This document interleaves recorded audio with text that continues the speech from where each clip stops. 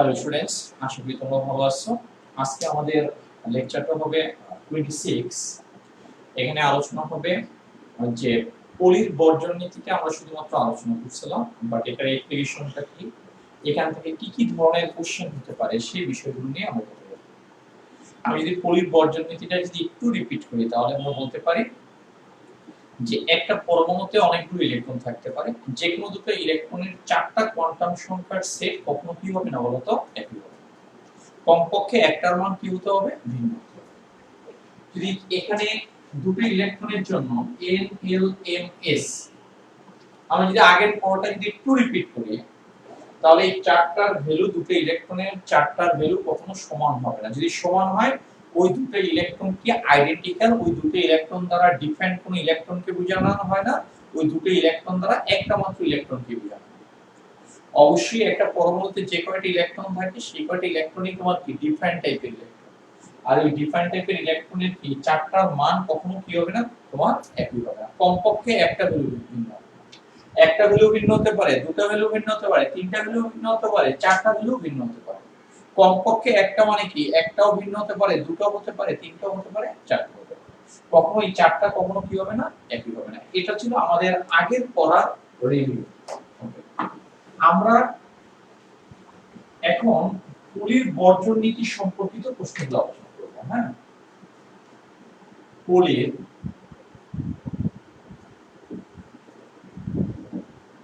বর্জন নীতি সম্পর্কিত প্রশ্ন।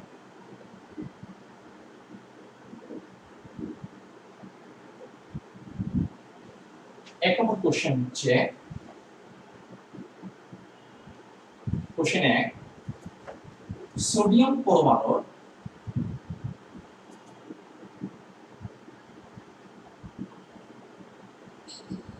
প্রথম ও 11তম ইলেকট্রনের জন্য ও 11তম ইলেকট্রনের জন্য, এগুলো এক্সামে সব সময় আসে। এগুলো 11তম ইলেকট্রনের জন্য পলির বর্জন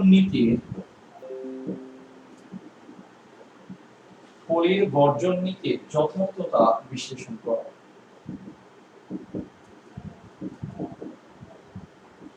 এটা বিশ্লেষণ করো।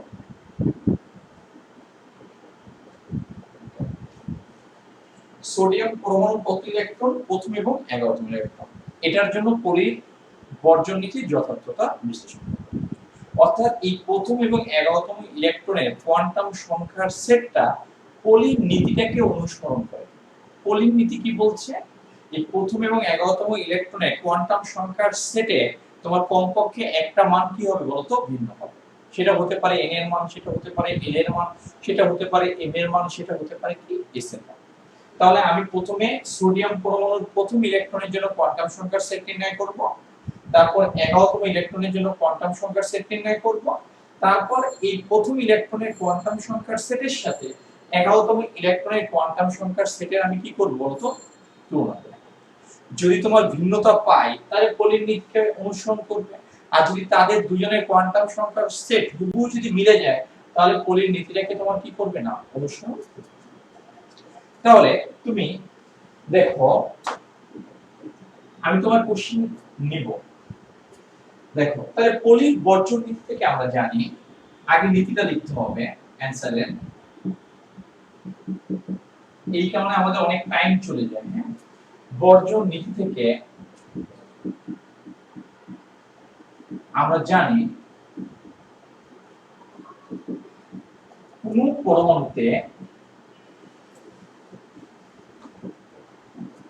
পরমাণুতে যে কোনো দুটি ইলেকট্রনের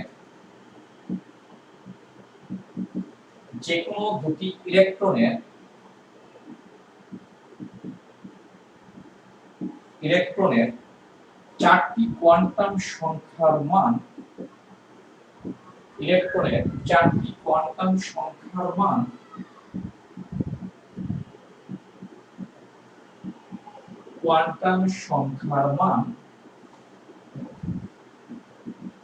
মান কখনো একই হতে পারে না, একই হতে পারে না। এই কথাগুলো আমরা আগে বলে আসছি, একই হতে পারে না। এখন আমাদের মেইন ফোকাস পয়েন্ট হচ্ছে সোডিয়ামের প্রথম এবং 11তম ইলেকট্রনের কোয়ান্টাম সংখ্যার সেটটা আমরা বের করব। এটা বের করতে হলে আমাদের ইলেকট্রন বিন্যাস করতে হবে। সোডিয়ামের ইলেকট্রন বিন্যাস নির্ণয়।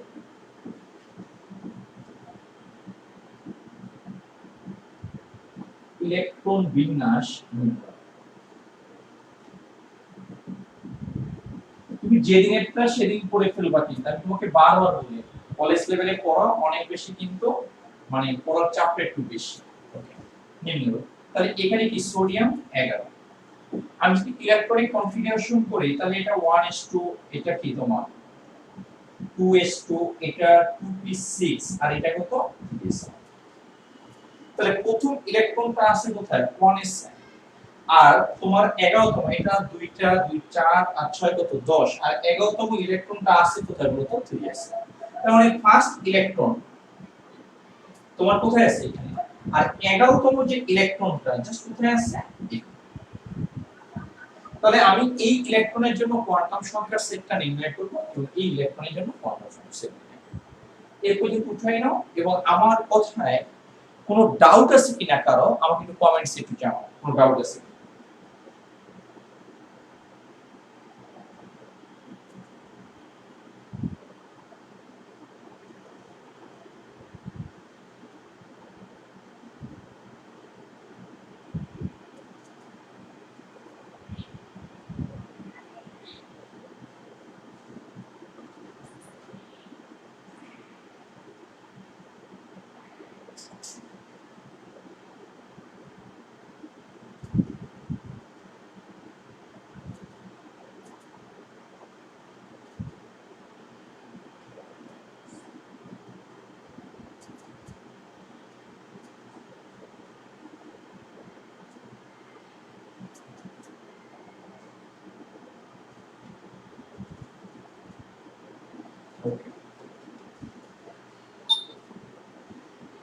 অ্যাডিশন, তুমি এটা দেখো এই কোশ্চেনগুলো তোমার 3 মার্কের আসে, অনেক সময় কোশ্চেনটা একটু ঘুরায়া 4 মার্কও দিয়ে দেবে। হ্যাঁ,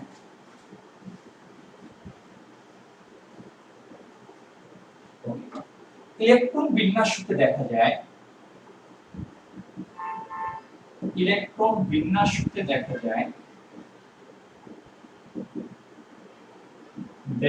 যায়, সোডিয়ামের প্রথম ইলেকট্রনটা কোথায় আছে 1s। সোডিয়ামের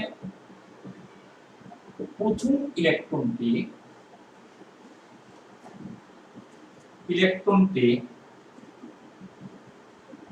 1s উপশক্তি স্তরে, তাহলে জিনিসটা আমার আরো ভালো হবে বলতে কোয়ান্টাম সংখ্যাটা 1s উপশক্তি স্তরে, এবং 11তম ইলেকট্রনটি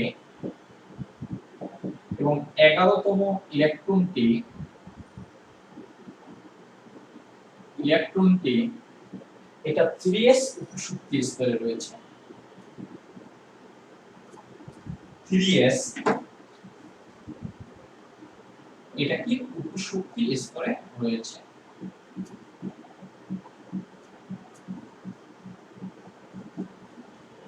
দেখো এই দুটি ইলেকট্রনের জন্য কোয়ান্টাম সংখ্যার সেট, এই দুটি ইলেকট্রনের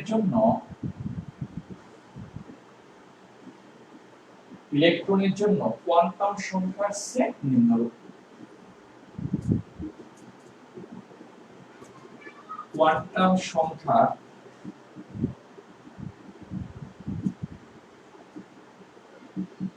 তোমার সেট, এটা হচ্ছে কি তোমার নিম্নরূপ। একটু বোঝার ট্রাই করো, বাসায় অনেক প্র্যাকটিস করবো। হ্যাঁ, এটা হচ্ছে তোমার ইলেকট্রন,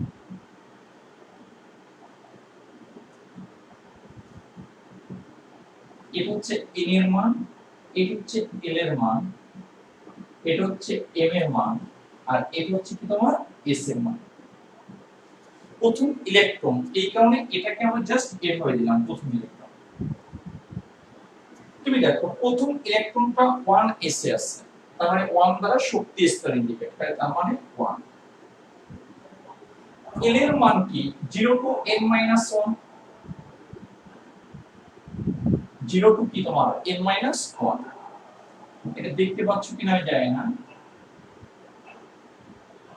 এটা l = 0 টু n - 1। তাই তুমি এখানে 1 বসাই দাও, 1 - 1 মানে কত 0, 0 থেকে 0 মানে কত বলো তো 0। l যদি 0 হয় তাহলে m এর ভ্যালুটা আসে কিসে দেখো -l থেকে কি প্লাস l। এটা যদি 0 হয় এখানে 0 বসাও, এখানেও কি হবে 0, 0 থেকে 0, তার মানে কত 0। দেখো প্রথম ইলেকট্রন, এখানে কয়টি ইলেকট্রন, দুটো ইলেকট্রন। আমি যদি এটা বক্স ডায়াগ্রাম বলি, জাস্ট প্রথমটা তোমার কি স্পিন আপে থাকে, পরেরটা স্পিন ডাউন। তাহলে এই ইলেকট্রনটার জন্য বলছি, তাহলে এটা কোন ইলেকট্রন, স্পিন আপে। স্পিন আপে যদি থাকে তার জন্য কি হবে বলতো প্লাস। এটা হচ্ছে প্রথম ইলেকট্রনের জন্য n এর মান, l এর মান, m এর মান আছে। তুমি দেখো 11তম ইলেকট্রনের জন্য যদি আমি কনসিডার করি, দেখো 11তম ইলেকট্রনের জন্য, তাহলে তুমি এটা দেখো 11তম ইলেকট্রনটা আছে 3s এ, n এর মান কত 3। এই 3 এখানে বসাই দাও, 3 - 1 তাহলে কত হবে 2। এখানে কি হবে 0 থেকে 2, 0 থেকে 2 কারা 0 1। তাই 0টা কার জন্য হয় s এর জন্য। আমরা এর আগে কিন্তু বলে আসছি 0টা কার জন্য s, এটা কার জন্য p, এটা কার জন্য তোমার কি হবে b। এটা s এর জন্য, এটা p এর জন্য। ইলেকট্রনটা কোথায় আছে s।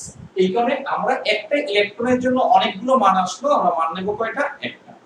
তাহলে এখানে কি হবে বলতো s এর জন্য ইলেকট্রনটা যেহেতু s এর জন্য আছে, তাহলে s এর ভ্যালুটা আমি নেব। তাহলে l এর ভ্যালু কত, এখানে 0 বসাবে, এটার ভ্যালু কত বলতো।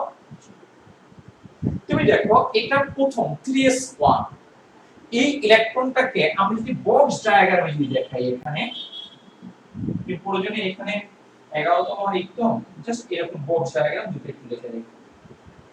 এখানে দেখো এটা কি আছে বলতো স্পিন আপ, তাহলে এটার জন্য কি হবে বলতো প্লাস, যেহেতু স্পিন আপ আছে। এখন দেখো একটু বোঝার ট্রাই করো, এই দুটো ইলেকট্রনের ক্ষেত্রে এটা আর এটা, তুমি দেখো এদের কোয়ান্টাম সংখ্যার সেট, l এর মান 1, m এর মান 1, s এর মান 1, বাট n এর মান কিন্তু 1। n এর মান কি বলতো, তাহলে এই দুটো ইলেকট্রনের কোয়ান্টাম সংখ্যার সেটে তোমার n এর মানে কি আছে ভিন্নতা আছে, যে কোনো একটা মানে ভিন্নতা হলেই হবে।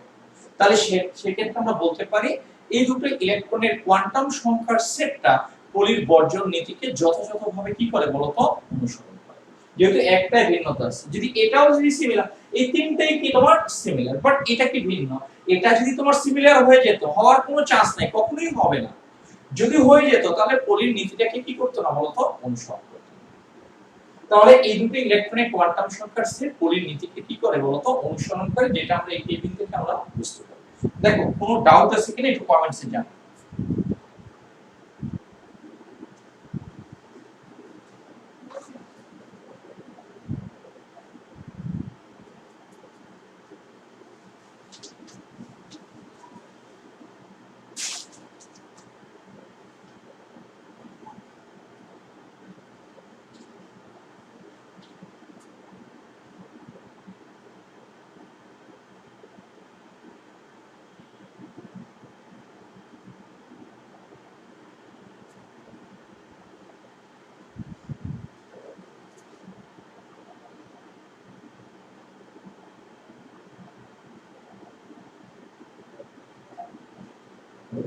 তাহলে আমরা এখানে কি বলতে পারি,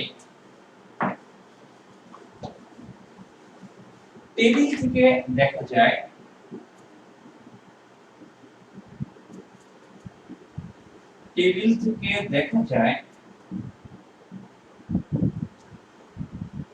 এই দুটি ইলেকট্রনের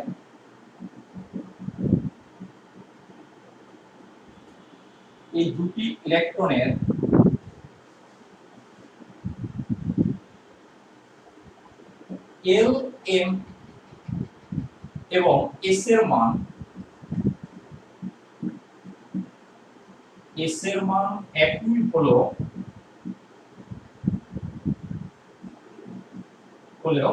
তোমার কি n এর মান ভিন্ন, যেটাকে আমরা কি বলি প্রধান কোয়ান্টাম সংখ্যা, একই হলেও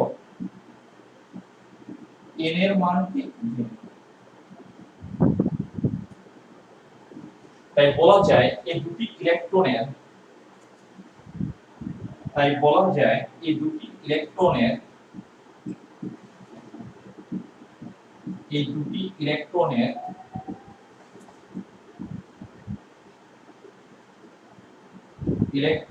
কোয়ান্টাম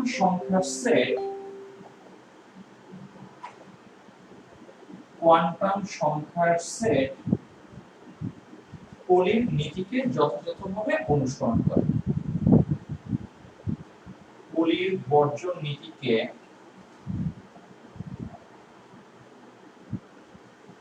যথাযথভাবে অনুসরণ করে।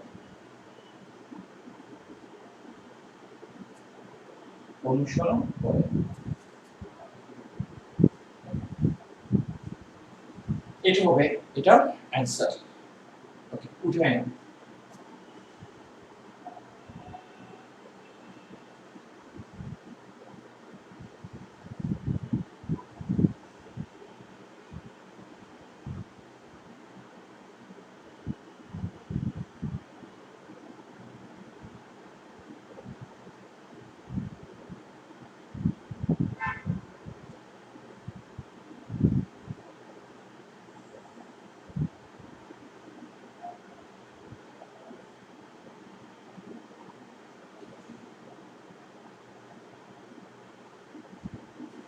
আমরা এটার আরেকটা কোশ্চেন নিয়ে করব, বাট এটা ডিটেইলস না, আমরা হিন্টস আকারে লিখে যাব। হ্যাঁ, আর এর লেখার প্যাটার্নটা জাস্ট এরকমই হবে। এটা দেখো,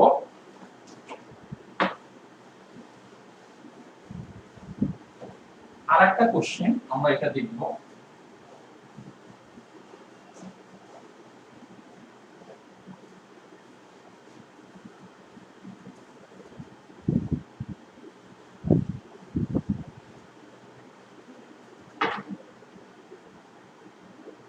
এটা কোশ্চেন 2, একই রকম কোশ্চেন।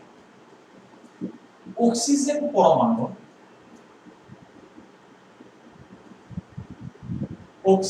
পরমাণু চতুর্থ এবং শেষের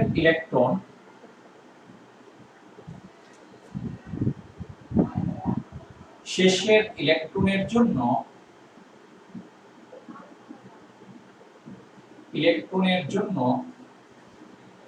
পলির বর্জন নীতির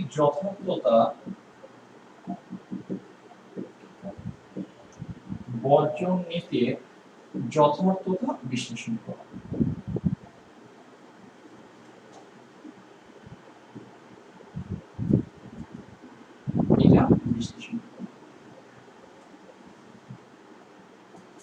সময়টা দেখো, আমরা সেকেন্ড কোশ্চেন অক্সিজেনে তুমি পলির বর্জন নীতি লিখবা, অক্সিজেন ইলেকট্রন বিন্যাস লিখবা আগেরটার মতো। হ্যাঁ, জাস্ট ওই কথাগুলো তুমি আগেরটার মতো তুমি জাস্ট কপি, জাস্ট সোডিয়ামের জায়গায় জাস্ট অক্সিজেনটা বসিয়ে যাবে। এটা অক্সিজেন, এটা 1:2, এটা 2:2, এটা কত 2p, এটা কত হবে 2p, কত 2 2 4, এটা অক্সিজেনের চতুর্থ ইলেকট্রনটা তুমি দেখো এখানে আছে 2, আর এটা কত বলতো 2s। তো অক্সিজেনের চতুর্থ ইলেকট্রনটা কোথায় আছে বলতো, ফোর্থ ইলেকট্রন, জাস্ট এখানে আছে। এটা 2, এটা 3, এখানে কত 4, আর এখানে শেষের ইলেকট্রনটা কোথায় আছে বলতো, জাস্ট 2। তুমি এটার সুবিধার জন্য তুমি কি করবে, বক্স ডায়াগ্রাম করে নাও, প্রয়োজনে লিখে দেবা 2s এবং 2p এর ইলেকট্রনের জন্য বক্স ডায়াগ্রাম নির্ণয়, তাহলে তোমার কাছে আরো ক্লিয়ার হবে। আগেরটাই লিখি নাই, যদি একটা ইলেকট্রন ছিল এই কারণে। আমাদের কিন্তু চতুর্থ, এটা হচ্ছে 3 নম্বর ইলেকট্রন, এটা হচ্ছে 4 নম্বর। আর 2p এর ক্ষেত্রে আমরা জানি এই p টা কয়টা ভাগে ভাগ, তোমার 3টা, এই 3টা অরবিটাল। এখন এই চারটা ইলেকট্রনের মধ্যে তোমার কি হবে, প্রথমে একটা করে ইলেকট্রন সিঙ্গেল ইলেকট্রন যাবে, এভাবে ইলেকট্রন যাবে, এভাবে ইলেকট্রন যাবে। এটা 2, আমি যদি এখানকার ইলেকট্রন যদি দেখি এটা হচ্ছে কত 2, এখানে এটা হচ্ছে শেষে, তুমি এটা 1s এর নিচে এভাবে দিয়ে দিও, 2s এর নিচে এভাবে বক্স দিয়ে দিও, তাহলে আলাদাভাবে দেখা দরকার নেই। এটা 2p এর নিচে এটা বক্স দিয়ে দিও, হ্যাঁ। আর শেষে ইলেকট্রন আর ফোর্থ ইলেকট্রন দেখানো দরকার, এটা নিচে নিচে বক্স দিয়ে দিও, তাহলে আর তোমার এই ঝামেলা হবে না, আলাদাভাবে দেখানো দরকার। এটা 2, এটা 3, এটা 4, এটা কত 5, এটা 6, এটা কত 7, তাহলে 8 ইলেকট্রনটা কোনটা হবে তোমার জাস্ট এ। আমরা জানি যে যে ইলেকট্রন থাকে প্রথমে একটা একটা করে সিঙ্গেল ইলেকট্রন দেব, স্পিন আপে, তারপর ইলেকট্রন থাকলে স্পিন ডাউন হবে। তাহলে এই ইলেকট্রনটা হচ্ছে কি বলতো তোমার, এখানে আমরা ফোর্থ ইলেকট্রন আর শেষ ইলেকট্রনটাকে না লিখে এটা হচ্ছে ফোর্থ ইলেকট্রন আর এটা হচ্ছে কি তোমার শেষ ইলেকট্রন, এটা কি তোমার শেষ ইলেকট্রন। এটা নিচে নিচে তুমি লিখে দিও, তাহলে আর এই জিনিসটা হবে না, এটা উপরে লেখো, এটা একটু উপরে লেখো, এটা একটু উপরে। তাহলে এই দুটো ইলেকট্রনের জন্য কোয়ান্টাম সংখ্যার সেট নির্ণয় করো। তাহলে এটা কি তোমার ইলেকট্রন, এটা কততে আছে, এটা 1s, এটা কত 2s, এটা কি 2p4 এর এই চারটা, তাহলে জিনিসটা তোমার সুবিধা হয়। এটা মনে করো অক্সিজেন। এখন একটু দেখো, এটা এটার জন্য n এর মান, এটার জন্য l এর মান, এটার জন্য m এর মান, আর এটার জন্য কি s এর মান। বুঝার ট্রাই করো। ইলেকট্রন 4 নম্বর ইলেকট্রন এই 4, আর এখানে কি শেষের ইলেকট্রন মানে কি, অক্সিজেনের ইলেকট্রন আছে 8টা, 8 নম্বর ইলেকট্রন, তার মানে এই হচ্ছে 8 নম্বর ইলেকট্রন। তো 4 নম্বর ইলেকট্রনটা আছে কোথায় বলতো 2s, এই 2। তাহলে l এর মান বের করার ফর্মুলাটা কি দেখো তো, l এর মান বের করার ফর্মুলা কি, 0 টু n মাইনাস কি 1, 2 এখানে বসাও, 2 মাইনাস 1, 2 মাইনাস 1 মানে কত বলতো 1, তাহলে 0 থেকে 1। ইলেকট্রনটা আসছে কোথায় বলতো s এ, তাহলে l এর কোন মানটা আমরা নেব, শুধুমাত্র 0। l এর মান যদি 0 হয় তাহলে m এর মান আমরা জানি মাইনাস l থেকে প্লাস l, এখানে তুমি বসাই দাও, তাহলে m এর মান 0। ইলেকট্রনটা আসে কোথায়, স্পিন ডাউনে, এই কারণে আমরা এখানে লিখব কি মাইনাস হাফ, এখানে লিখব কি মাইনাস হাফ। এখন আমরা 8 নম্বর ইলেকট্রনের জন্য লিখব। 8 নম্বর ইলেকট্রন কোনটা, এটা এটা আসে কোথায়, দ্বিতীয় শক্তি স্তর, এই তোমার 2, এই এটা আসে কোথায় পি তে। তুমি এটা দেখো এখানে 2 বসাও, 2 মাইনাস 1, তাহলে 0 থেকে কত 1, 0। এই 0 এর জন্য s আর 1 এর জন্য আমরা কি লিখি p, ইলেকট্রনটা কোথায় আছে বলতো p তে। এটাকে আমরা কি বলি 2px, এটাকে আমরা কি বলি 2py, এটাকে আমরা কি বলি 2pz। তাহলে এখানে কোন মানটা নেব বলতো, 0 নেওয়া যাবে না, নিতে হবে কোনটা 1। এখন দেখো এখানে যদি 1 হয় তাহলে এটার ভ্যালু কত আসে দেখো -1, এটা l এর মান এখানে 1 বসাও তুমি, l এর মান 1 বসলে এটা হয় -1 আর এটা হয় কত প্লাস, -1 থেকে +1 এর মধ্যে কোনটা হয় -1 0 আর প্লাস। তাহলে আমি এটাকে মনে করো এই বক্স, এটা দ্বারা এই বক্সকে ইন্ডিকেট করে আর এটা দ্বারা এটাকে ইন্ডিকেট করে, মানে এগুলো অরবিটাল। আর এখানে কয়টা অরবিটাল, তিনটা। আমি যদি সিকোয়েন্স অনুযায়ী লিখে যাই যে এটার জন্য এই অরবিটালের জন্য -1, এটার জন্য 0, এটার জন্য কত +1, তো ইলেকট্রনটা এই বক্সে আছে, তার মানে কি আমি -1, যে কোনো মান নেওয়া যাবে, বাট আমাদের টিচাররা এভাবে নেয়, এই কারণে আমি নিলাম। ইলেকট্রনটা স্পিন ডাউনে আসছে, এই কারণে কত হবে মাইনাস। দেখো কোনো ভিন্নতা আছে কিনা, n এর মান 1 বাট l এর মান ভিন্ন, m এর মানও কি বলতো ভিন্ন। সো এরা পলির বর্জন নীতিকে কি করে বলতো অনুসরণ। কারো কোনো ডাউট আছে কিনা আমাকে একটু কমেন্টসে জানান, ডাউট আছে কিনা।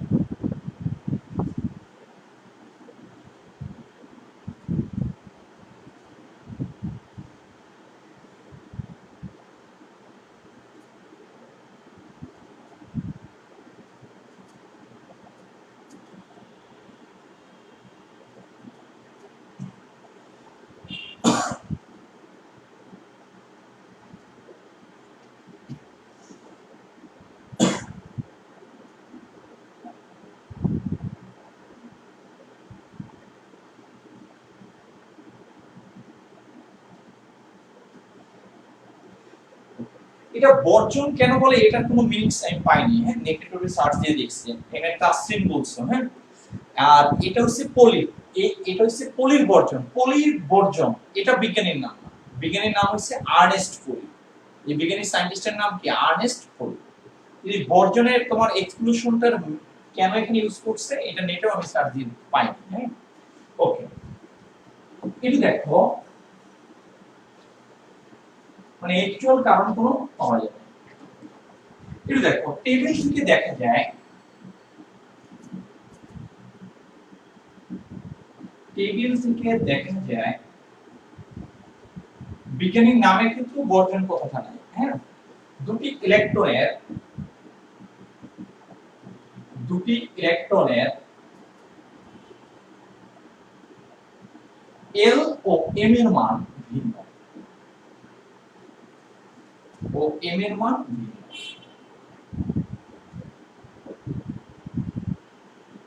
তাই বলা যায় ইলেকট্রন দুটি যে কোনো একটা বলি হয়, দুটো আছে, তাই বলা যায় ইলেকট্রন দুটি পলির বর্জন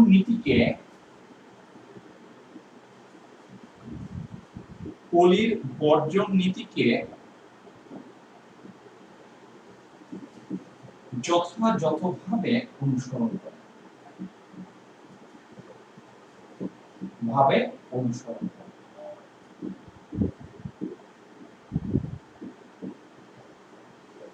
এটা উঠায় নাও।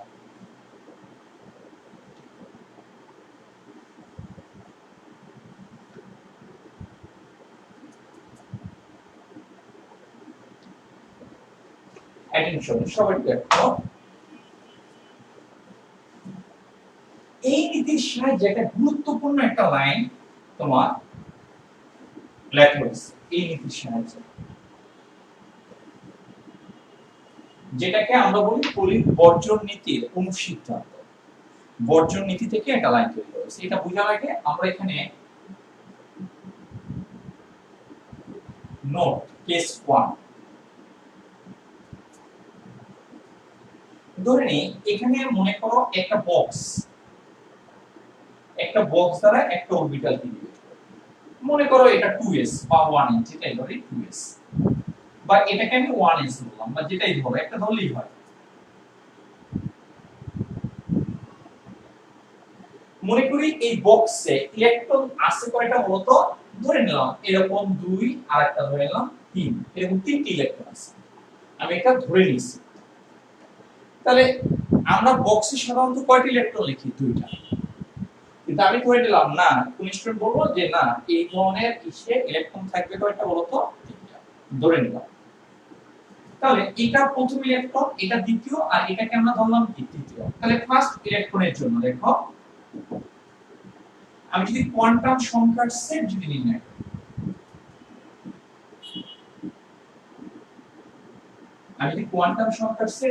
করি, দেখো এটা যদি ইলেকট্রন হয়, তাহলে ফার্স্ট ইলেকট্রনের জন্য মানে এই ইলেকট্রনটার জন্য আমি কি বলতে পারি? ইলেকট্রনটা 1 এ আছে, তার মানে কি 1। এটা L মানে 0 টু n - 1। এখন আমাদের মুখস্থ হয়ে যাবে। এখানে যদি বসাই দিই 1 - 1 মানে কত? 0, L এর মান। L যদি 0 হয় তাহলে m এর মানটাও কি আসবে বলতো? -L থেকে +L। তাহলে এখানেও কি আসবে বলতো? 0। ইলেকট্রনটা স্পিন কি আছে বলতো? আপে আছে, এই কারণে প্লাস। আমি যদি সেকেন্ড ইলেকট্রনের জন্য নিই, সেকেন্ড ইলেকট্রন, এটা হচ্ছে সেকেন্ড ইলেকট্রন। সেকেন্ড ইলেকট্রনের জন্য দেখো এটা আছে কোথায়? 1 এ, L1। এটার জন্য L এর মান কত? 0। L যদি 0 হয় এখানে মান বসো 0। ইলেকট্রনটা কোথায় আছে? স্পিন কোথায় বলতো? ডাউন। এটা কত? মাইনাস। এখন দেখো আমি যদি থার্ড ইলেকট্রনের জন্য যদি কনসিডার করি, তাহলে থার্ড ইলেকট্রনের জন্য মানে এটা 1 এ আছে, A1। এটা কত? 0। এটা কত? 0। এটা স্পিন আপে আছে, এটা কত হয়ে যায় বলতো? প্লাস। তুমি একটু দেখো এই তিনটা ইলেকট্রনের কোয়ান্টাম সংখ্যার সেটের মধ্যে এই প্রথম ইলেকট্রন আর তৃতীয় ইলেকট্রনের কোয়ান্টাম সংখ্যার সেট, এটা সিমিলার, এটা সিমিলার, এটা সিমিলার, এটা কি সিমিলার। এই নীতিগুলো কেন দেওয়া হয়? ইলেকট্রনগুলো এই নীতি অনুসারে যদি ওরিয়েন্টেটেড হয় বা বিন্যস্ত হয় তখন ওই বিন্যাসটা অনেক বেশি স্টেবল। বাট এই নীতিকে যদি ফলো না করে তাহলে ওই বিন্যাসটাকে অনেক বেশি আনস্টেবল, অনেক বেশি কি তোমার আনস্টেবল। ইলেকট্রনগুলো যদি একটা অরবিটালে যদি দুইয়ের বেশি ইলেকট্রন থাকে, কথা বোঝার ট্রাই করবা, একটা অরবিটালে যদি দুইয়ের বেশি যদি ইলেকট্রন থাকে তাহলে দেখা যায় যে দুটো ইলেকট্রনের কোয়ান্টাম সংখ্যার সেট তোমার কি হয়ে যায়? ইকুয়াল হয়ে যায়। আর ইকুয়াল হলে ওই বিন্যাসটা কি হয় বলতো? আনস্টেবল। আবার জিনিসটা একটু অন্যভাবে এক্সপ্লেইন করতে পারি। এটা রোটেশন স্পিন আপ, এটা রোটেশন স্পিন আপ, এটাও ক্লকওয়াইজ, এটাও কি তোমার, দুটো ইলেকট্রন যদি একই ডিরেকশনে রোটেট করে ফলে একটা আরেকটাকে কি করে? রিপালশন। রিপালশন মানে কি? বিকর্ষণ।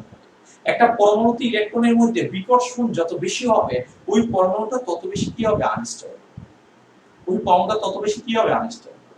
তার মানে হচ্ছে এই বক্সে বা এই অরবিটালে তোমার সর্বোচ্চ তোমার ইলেকট্রন ধরে রাখতে পারবে কয়টা? দুইটা। এই দুটোর বেশি থাকতে পারবে। একটা অরবিটালে সর্বোচ্চ ইলেকট্রন থাকতে পারবে কয়টা বলতো? দুইটা। দুইটার বেশি থাকতে পারবে। তার দুটোর বেশি যদি থাকে তখন ওই ইলেকট্রনগুলোর কোয়ান্টাম সংখ্যার সেট এক হয়ে যায়। ফলে একটা ইলেকট্রন আরেকটা ইলেকট্রনকে তখন রিপালস করবে, আর রিপালস করলে তার স্টেবিলিটি কমে যায়। এই কারণে একটা অরবিটালে সর্বোচ্চ কয়টা ইলেকট্রন থাকতে পারবে? তোমার দুটো। তাহলে এখান থেকে আমরা কি সিদ্ধান্ত নিতে পারি? এটা সিমিলার, এটা একই। এখান থেকে আমরা কি সিদ্ধান্ত নিতে পারি? প্রতিটি অরবিটালে সর্বোচ্চ, প্রতিটি অরবিটালে একটা থেকে কোনো সমস্যা নেই, প্রতিটি অরবিটালে সর্বোচ্চ তোমার দুটি ইলেকট্রন থাকতে পারে, দুটি ইলেকট্রন এটা কি থাকতে পারে, থাকতে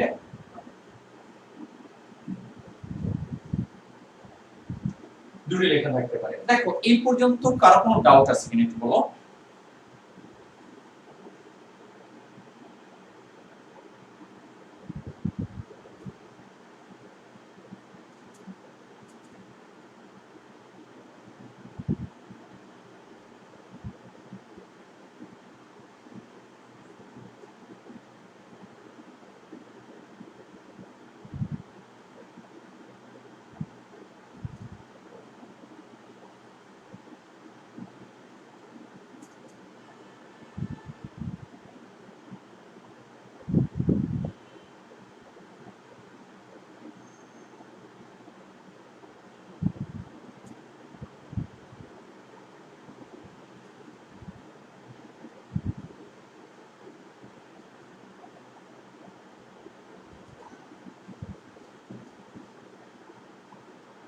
ওকে, একটু দেখো কেস 2 কি বলে একটু দেখো।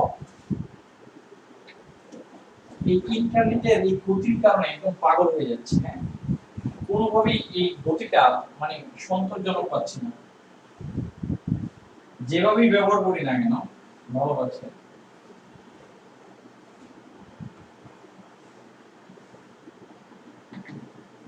একটু দেখো কেস 2,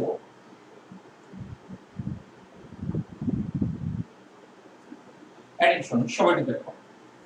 কেস 2 এর ক্ষেত্রে মনে করো একদিন ইলেকট্রন একটা কোয়ান্টাম সংখ্যার সেটটা জাস্ট এভাবে লেখে,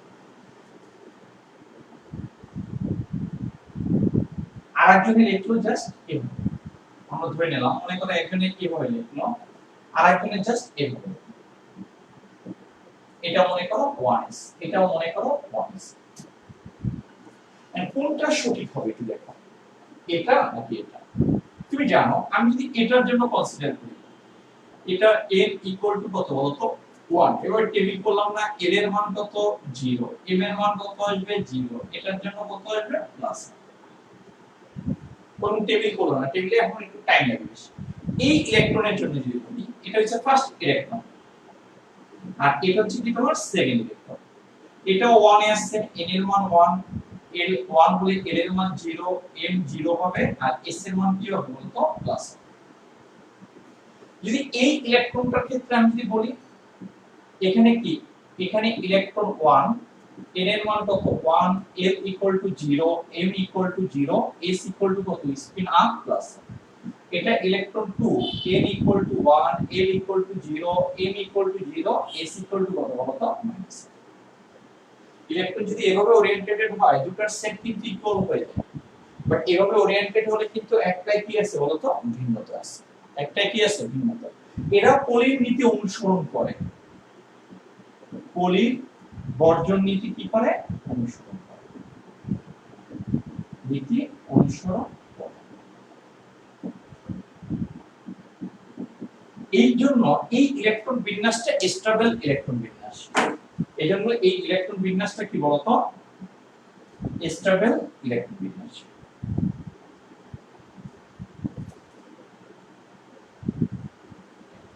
আর এইটা কিন্তু এই সেট আর এই সেট ইকুয়াল হয়ে যাচ্ছে যদি এভাবে ওরিয়েন্টেড হয়, তার মানে কি এরা পলির বর্জন নীতিকে অনুসরণ করে না, বর্জন নীতিকে অনুসরণ করে না।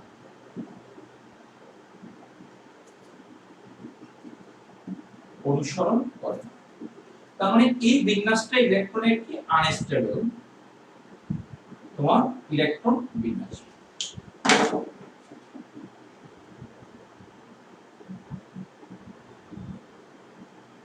এটা আনস্টেবল। তাহলে এই ক্ষেত্রে আমরা কি বলতে পারি সিদ্ধান্ত। এর আগে ছিল কি প্রত্যেকটা বক্সে বা প্রত্যেকটা অরবিটালে দুটো ইলেকট্রন থাকবে, কিন্তু তাদের এটার স্পিন এক, বাট এটার স্পিনটা কি ডিফারেন্ট। স্পিন ডিফারেন্ট হলে কি হয় স্টেবল, আর স্পিন কি সেম হলে কি হয় আনস্টেবল। তাহলে এই ক্ষেত্রে আমরা কি সিদ্ধান্ত নিতে পারি প্রতিটা অরবিটালে সর্বোচ্চ দুটো ইলেকট্রন থাকবে, কিন্তু এদের স্পিনটা কি হবে তোমার ডিফারেন্ট হবে। একটা যদি ক্লকওয়াইজ রোটেট করে আর একটা কি করবে বলতো এন্টি ক্লকওয়াইজ। তাহলে এই ক্ষেত্রে আমি কি বলতে পারি প্রতিটি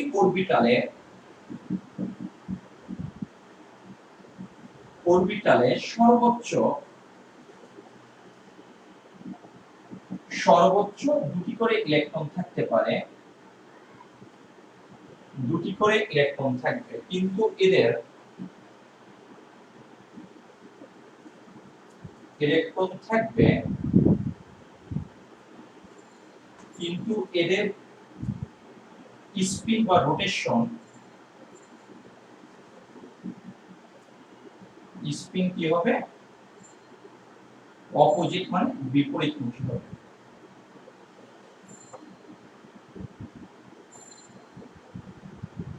বিপরীতমুখী হবে। দেখো এই দুটো কেস নিয়ে কোনো ডাউট আছে কিনা আমাকে জানাও।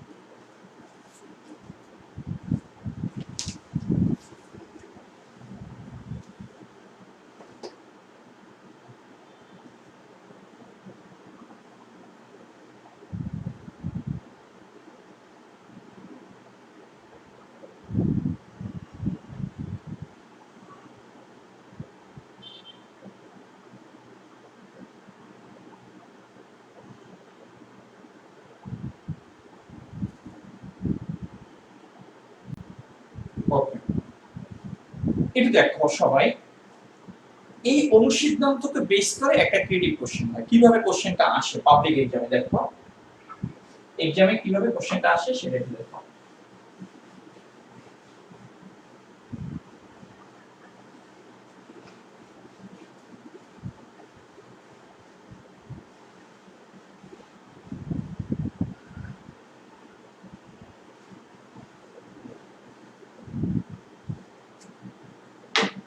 এটা ক্রিয়েটিভ কোশ্চেন, এটা সিকিউ পলির নীতি এই অনুসিদ্ধান্তকে বেস করে কোশ্চেন হয়। এটা দেখো এটাকে নিউক্লিয়াসকে অনেক সময় ছোট এরিয়াটা দেখায় না, একবারে শক্তি স্তর দেখায়। এটা হচ্ছে মনে করো কে, এটা হচ্ছে এল, আর এটা হচ্ছে এই কোশ্চেনটা আসে এল ও এম এর মান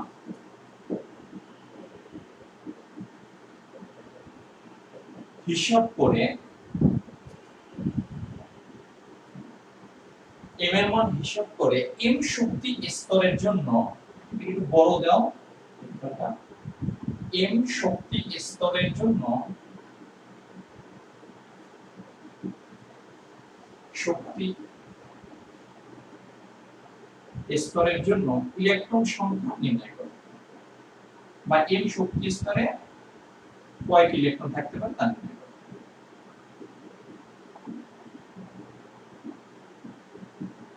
কয়টি ইলেকট্রন থাকতে পারে তোমার তা নির্ণয় করো।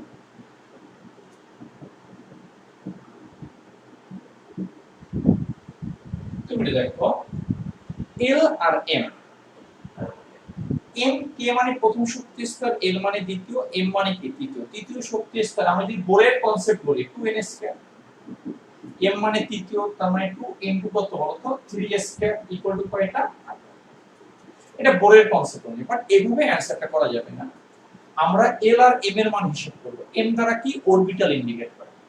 আমি যদি জানি যে এই এম শক্তি স্তরে আমার এতগুলো অরবিটাল আছে, তাহলে একটা অরবিটাল আমি ধরে নিলাম এই তৃতীয় শক্তি স্তরে আমার 9টা অরবিটাল আছে, আমি ধরে নিলাম আসলেই 9টা আছে, আমি এটা হিসাব করে 9টা। একটা অরবিটালে পলির অনুসিদ্ধান্ত থেকে আমরা কি জানি যে একটা অরবিটালে সর্বোচ্চ 2টি ইলেকট্রন থাকতে পারে, তাহলে 9টা অরবিটালে ইলেকট্রন থাকবে কয়টা। এখন এটা তুমি এক্সামে কিভাবে লিখবা, ঠিক আছে, সেই জিনিসটা আমরা এখানে 2n স্কয়ার অনুযায়ী লিখলে তুমি কিন্তু মার্ক পাবে না, তোমাকে কেটে দিবে, কারণ এখানে বলে দিয়েছে এটা। আর যদি এটা উল্লেখ না করতো তাহলে হয়তো তুমি মার্ক পেতে। যদিও তোমার উল্লেখ যদি করেও আর নাও করে, তুমি এল আর এম মানে কোয়ান্টাম সংখ্যার আলোকে এগুলো ব্যাখ্যা করবে, তাহলে তোমাকে মার্ক টিচাররা দিবে। এখন এটা দেখো, এটা কিভাবে লিখবো আমরা, তার মানে কি আমার মেইন টার্গেট কি কোয়ান্টাম সংখ্যা দ্বারা অরবিটাল জানি, আর অরবিটাল আমি যদি জানি তাহলে ইলেকট্রন জানি, কারণ অরবিটাল যে কয়টা থাকবে ইলেকট্রন তার ডাবল থাকবে। তাহলে আমি কি বলতে পারি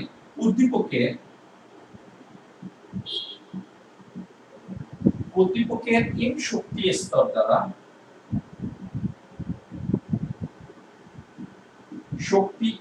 দ্বারা তৃতীয় শক্তি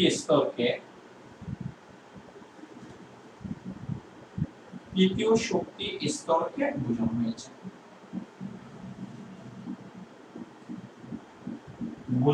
হয়েছে।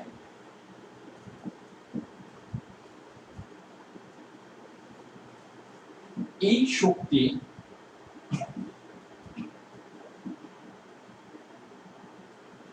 তৃতীয় শক্তি স্তরে মোট অরবিটাল সংখ্যা, তৃতীয় শক্তি স্তর মানে k এর মান কত 3, মোট অরবিটাল সংখ্যা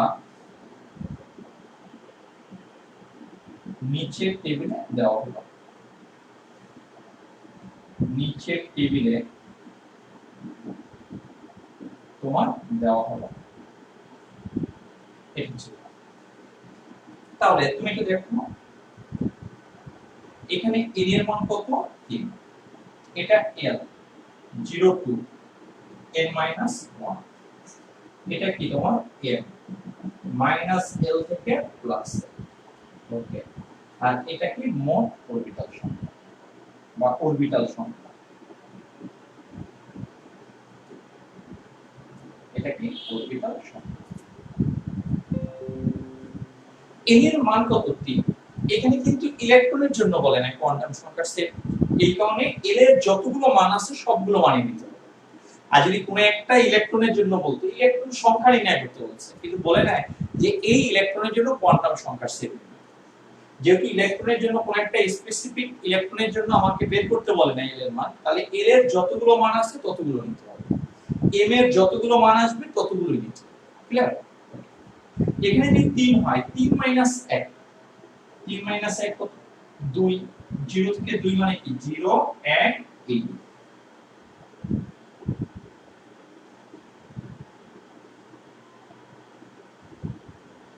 0 1 কি তোমার এই তোমার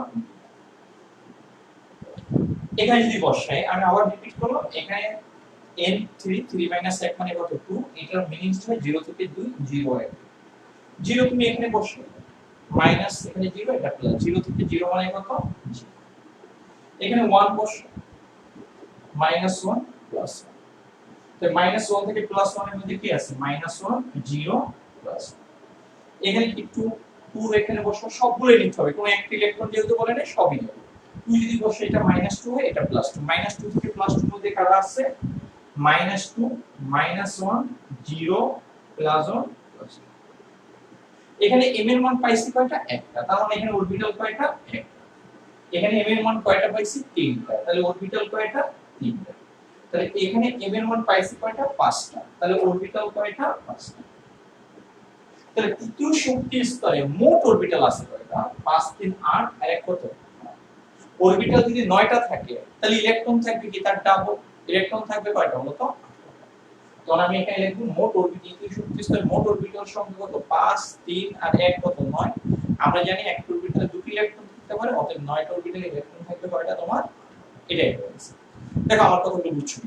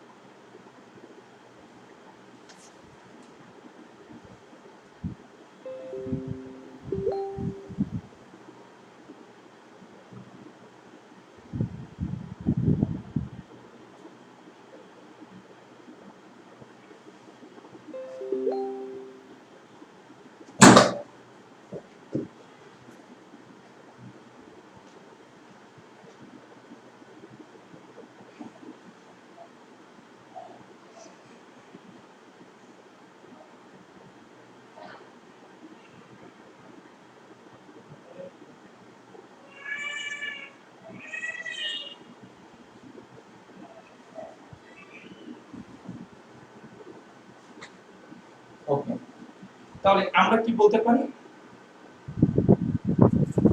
তাহলে আমার একটা ফিনিশিং লাইন লিখতে হবে, ডিআর।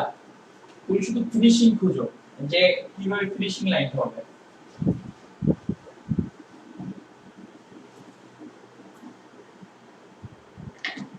দেখো, অতএব তৃতীয় শক্তি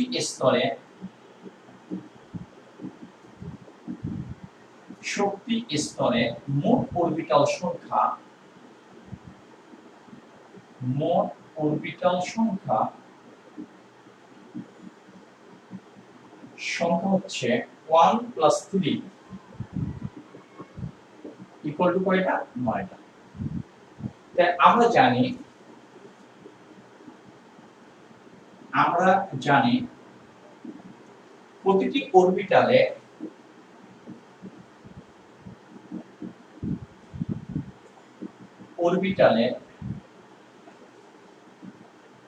সর্বোচ্চ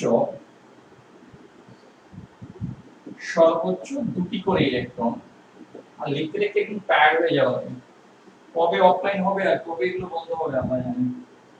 সর্বোচ্চ দুটি করে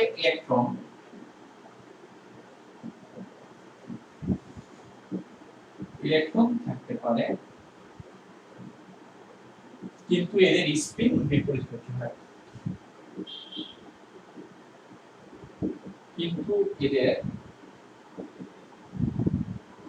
স্পিন বিপরীতমুখী হয়।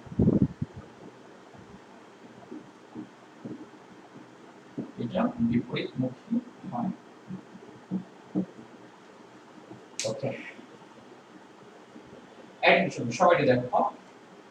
অতএব তৃতীয় শক্তি স্তরে তাহলে কি হবে, বৈদিক নিয়মে করার দরকার নেই, একবারে লিখে যাবা। তৃতীয় শক্তি স্তরে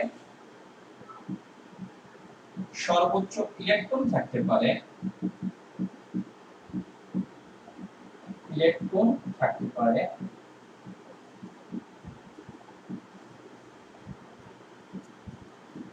থাকতে পারে 9 × 2 ইকুয়াল টু কত হবে, 8 হবে। এটাই হবে आंसर। এটাই ফিনিশিং লাইন। এ পর্যন্ত তোমরা উঠায় নাও, এ পর্যন্ত।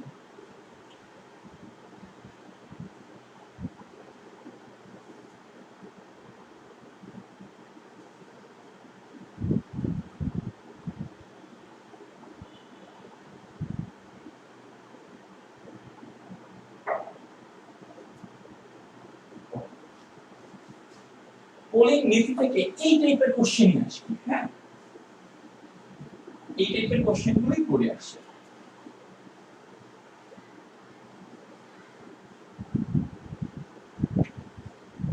সেকেন্ড নাম্বার দেখো, তোমার কোয়ান্টাম সংখ্যার সেট থেকে শুধু ঝামেলা করে কোয়ান্টাম সংখ্যার সেট দিয়ে দেওয়া হয়, ওখান থেকে ইলেকট্রন বিন্যাস তৈরি করতে হয়। এটা আমরা দেখাবো, তুমি বাসায় আগে প্র্যাকটিস করো, তা নাহলে তুমি পারবে না। এক্সামটা নেব, এক্সাম নেওয়ার পর ওই জিনিসটা আমি দেখাবো, তোমার বাসায় ভালো প্র্যাকটিস করতে হবে। আমাদের সেকেন্ড রুলস হচ্ছে ইলেকট্রন বিন্যাসের সেকেন্ড রুলস হচ্ছে আফবাও নীতি।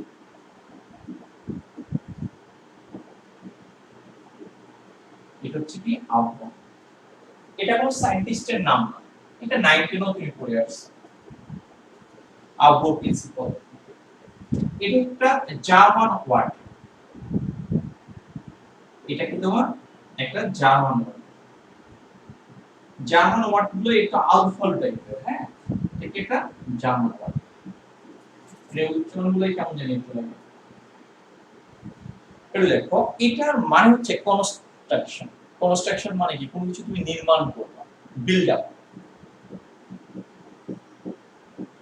এখান থেকে আসছে বিল্ডিং আপ, এখান থেকে আসছে কি তোমার কনস্ট্রাকশন। কি করে তুমি একটা বিল্ডিং উঠাবা, নির্মাণ করবা, কনস্ট্রাকশন মানে নির্মাণ। তাহলে এটার কাজ হচ্ছে কি, প্রথমে তোমার কি ফার্স্ট ফ্লোরটা তুমি উঠানোর পরে তো সেকেন্ড ফ্লোর, প্রথমে গ্রাউন্ড ফ্লোর, তারপর ফার্স্ট ফ্লোর, তারপর কি তোমার সেকেন্ড ফ্লোর, থার্ড ফ্লোর, এটা আস্তে আস্তে তুমি কি করবা, তুমি এটা উঠাবা। আগে তো এরকম না যে আগে ছাদ তৈরি করবে তারপর তুমি গ্রাউন্ড ফ্লোর করবে, এরকম তো আর হওয়া সম্ভব না।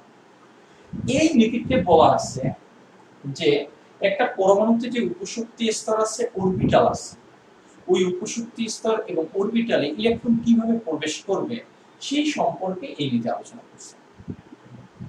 এখানে বলছে যে একটা পরমাণুতে আমি বলছি যে উপশক্তি স্তর আছে, যে অরবিটাল আছে, ওই উপশক্তি স্তর এবং অরবিটালে ইলেকট্রনগুলো কিভাবে দিচ্ছে, জাস্ট এটা অনুযায়ী দিচ্ছে।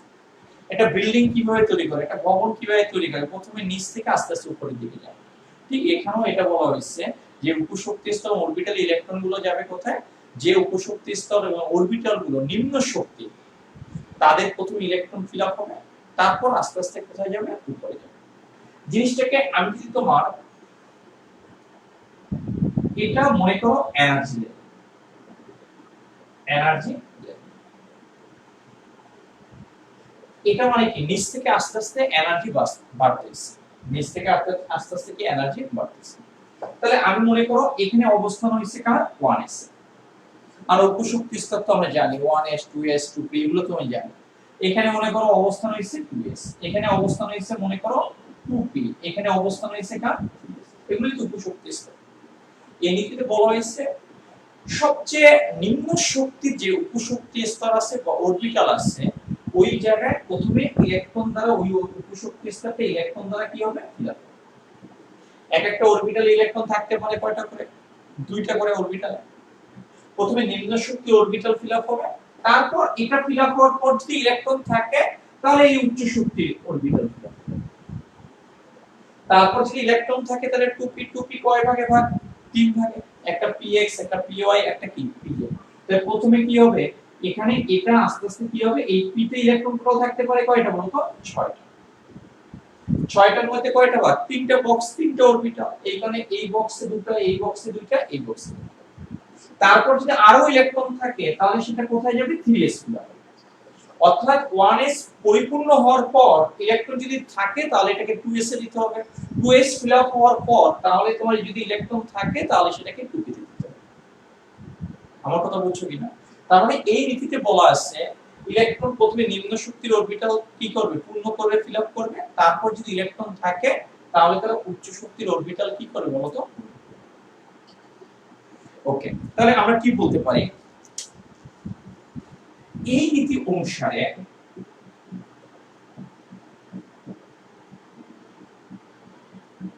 অনুসারে ইলেকট্রন প্রথমে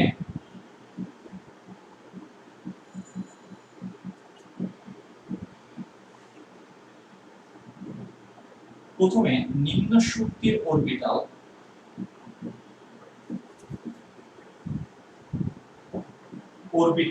পূর্ণ করবে।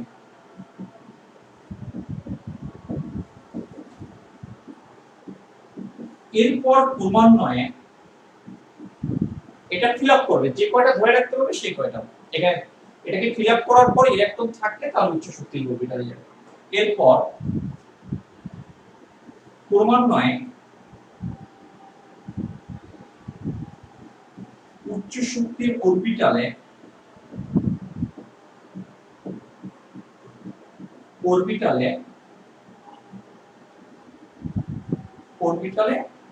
গমন করে। ইলেকট্রন দ্বারা অরবিটাল, এটা ইলেকট্রন দ্বারা অরবিটাল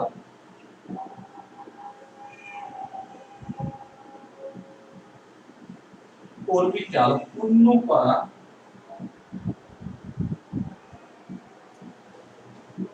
এই নীতিকে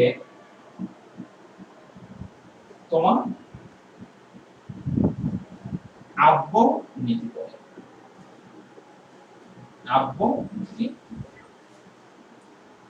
এটা অরবিটালও বলতে পারো, এটা উপশক্তি স্তর বলতে পারো। নিম্ন শক্তি উপশক্তি স্তর যেটা আছে সেটা ফিল আপ হবে, তারপর ওটা ফিল আপ হওয়ার পর যদি ইলেকট্রন থাকে সেটা উচ্চ শক্তির উপশক্তি স্তরে গমন করে। আমাদের বইগুলোতে মানে ফোকাস করছে কি নিম্ন শক্তি অরবিটাল, এটা নিম্ন শক্তি অরবিটালের সাহায্যে বলা যায়, নিম্ন শক্তির উপশক্তি স্তরের সাহায্যে বলা যায়, একই কথা। দেখো এই পর্যন্ত কারো কোনো ডাউট আছে কিনা আমাকে কমেন্টসে জানাও।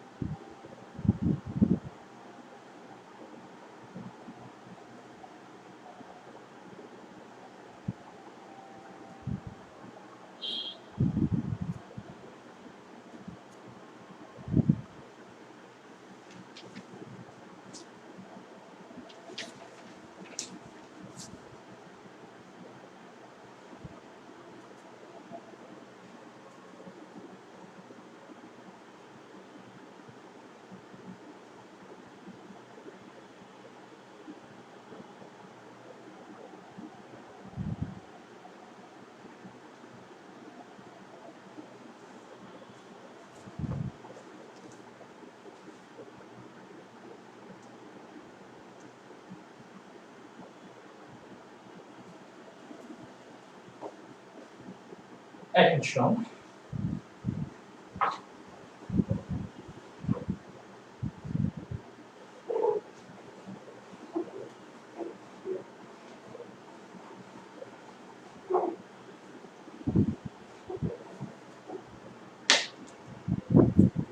তোমার অরবিটাল বা উপশক্তি স্তর যেটাই বলো,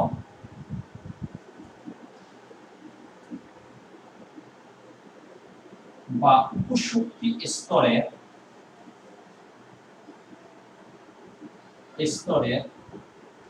শক্তির ক্রম নিম্নরূপ।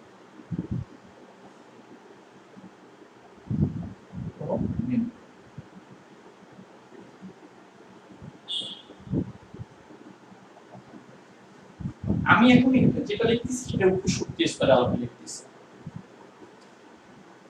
একটু দেখো আমরা এগুলো লিখবো কিভাবে, আমরা জানি এর আগের দিন আমি লেখা দিয়েছি এরকম এস দুটো করে লিখবো বলছিলাম, তারপরে কি লিখবা, পি লিখবা দুইটা, এরকম পিএস পিএস,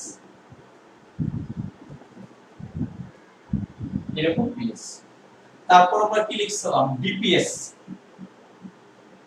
আবার আরেকটা কি লিখবো আমরা ডিপিএস, এই ডিপিএস প্রত্যেকটা দুটো করে। আমরা এটা কি লিখছিলাম এফডিপিএস, তাহলে এরকম কি হবে, এটা এফডিপিএস। আমরা বলছিলাম এজ শুরু হয় কয় থেকে, 1 থেকে, এটা 1 হলে এটা 2, এটা কত 3, এটা কত 4, এটা কত 5, এরকম হতে থাকবে। পি শুরু হয় কয় থেকে, এটা 2 নম্বর পি হলে এটা 3, এটা কত হবে 4, এটা কত 5, এটা কত 6, এরকম চলতে থাকে। ডি শুরু হয় কত থেকে 3 থেকে, এটা 3 ডি হলে এটা 4 ডি 4 ডি, এটা কত হবে 5 ডি, এটা কত হবে বলো তো 6, এরকম চলতে থাকে। এখানে এফ শুরু হয় কয় থেকে, ডি যদি 3 থেকে শুরু হয়, এফ শুরু হয় 4 থেকে, এই তোমার 4, এটা 4 এফ হলে এটা কত হবে বলো তো 5 এফ, এরকম। কারণ এটা তোমার কি এখানে 5s লিখছি, তাহলে এটা কত হবে 6s, এটা কি হবে বলো তো 7s, এরকম চলতে থাকে। এটা কত s হবে বলো তো 8s, এরকম চলতে থাকে। পি যেটা বাদ আছে মিশিয়ে দেখো, এটা 5p পর্যন্ত লিখছি, এটা 6p, তাহলে এটা হবে কি বলো তো 7, এরকম চলতে থাকে। তাহলে এটার শক্তিটা কি হবে, এটা থেকে এটা আস্তে আস্তে বাড়তে থাকে। এখানে কি শক্তি আস্তে আস্তে কি বাড়ে, এরকম শক্তি আস্তে আস্তে কি হয় বলতো বাড়তেছে, এটা শক্তি আস্তে আস্তে এরকম কি বাড়ে। এখানে কি শক্তি কি তোমার আস্তে আস্তে বাড়তেছে, হ্যাঁ এখানে বৃদ্ধি, এখানে কি লিখবো শক্তি উপশক্তি স্তর, শক্তির ঊর্ধ্বক্রম, ঊর্ধ্বক্রম নিম্ন,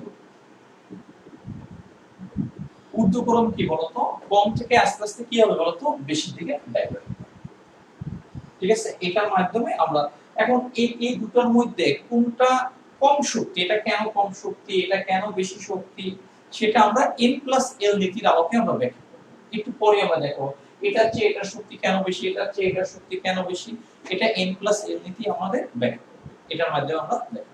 এই পর্যন্ত উঠে না।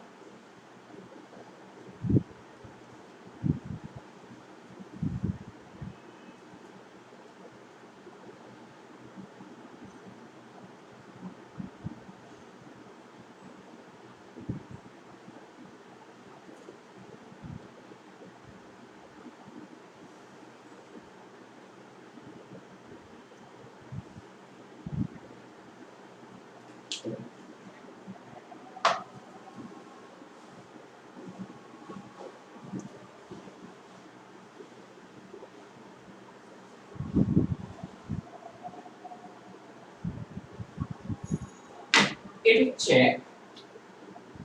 n+l,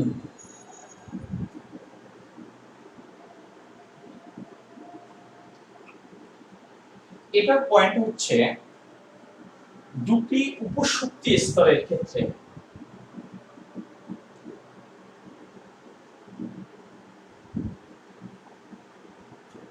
দুটি উপশক্তি স্তরে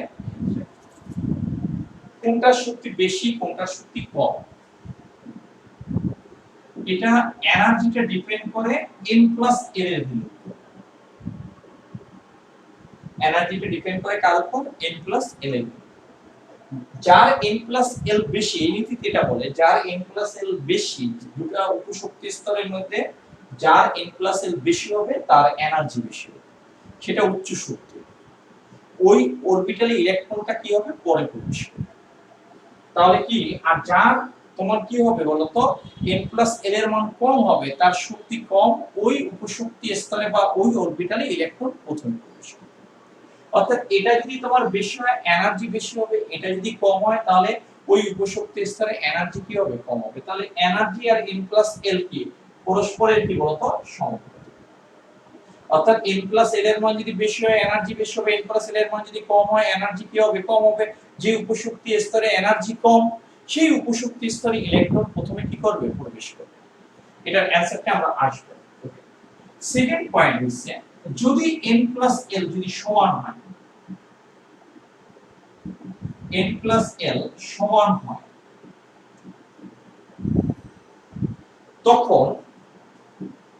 তখন এনার্জিটা ডিপেন্ড করবে কার এনার্জি উপশক্তি স্তরে, এনার্জিটা ডিপেন্ড করবে কার উপর n এর উপর, কার উপর ডিপেন্ড করবে n এর উপর। যদি দুটো উপশক্তি স্তর ক্যালকুলেশন করে যদি দেখি n+l এর মান সমান হয়ে যাচ্ছে, তখন ওই উপশক্তি স্তরে এনার্জিটা ডিপেন্ড করবে কার উপর n এর উপর। যার n এর মান বেশি তার এনার্জি বেশি, যার n এর মান কম তার কি এনার্জি কম।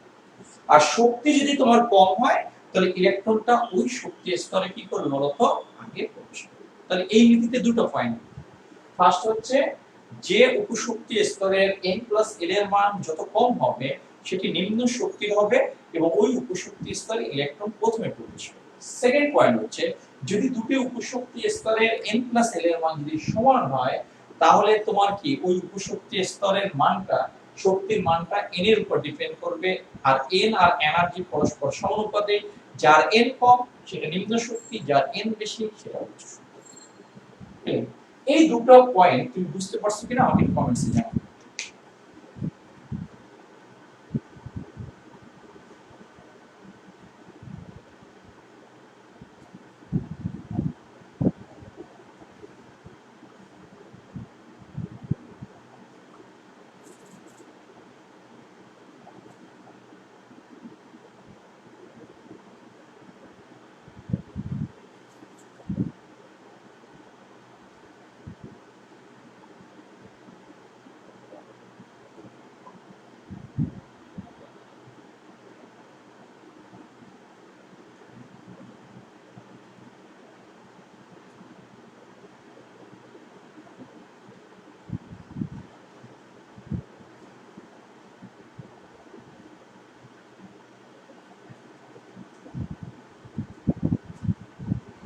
এখন তুমি পরীক্ষার সময় কিভাবে লিখবা, এটা এক্সামে কিভাবে লিখবা, এটা হচ্ছে উত্তর। এই নীতি অনুসারে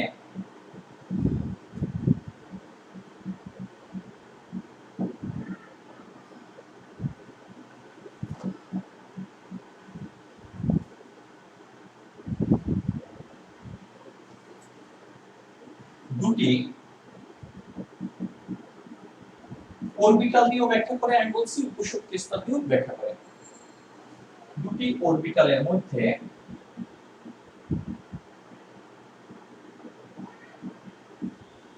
যে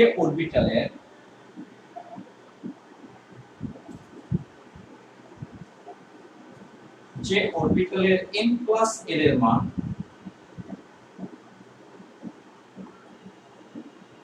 কম হবে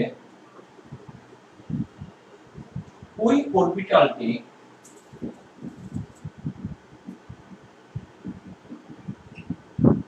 নিম্ন শক্তির হবে, অরবিটাল হবে।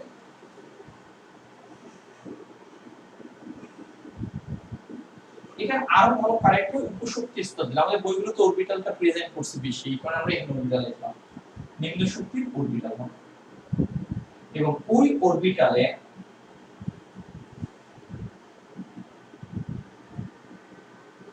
ইলেকট্রন প্রথমে প্রবেশ করবে।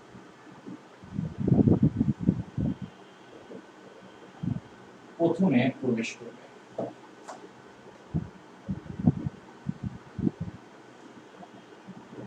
প্রথমে প্রবেশ করবে। আমরা এটা যেমন দিলেই তুমি বুঝতে পারবে। যেমন 1s এর ক্ষেত্রে 1s এর ক্ষেত্রে আমরা কি বলতে পারি, n এর মান কত বলতো 1। s এর জন্য l এর ভ্যালু কত হবে দেখো তো 0। এখানে সেমিকোলন দিয়ে দাও, তাহলে n+l এর ভ্যালুটা কত 1 + 0 = 1। তাহলে আমরা মনে করো 2p এর ক্ষেত্রে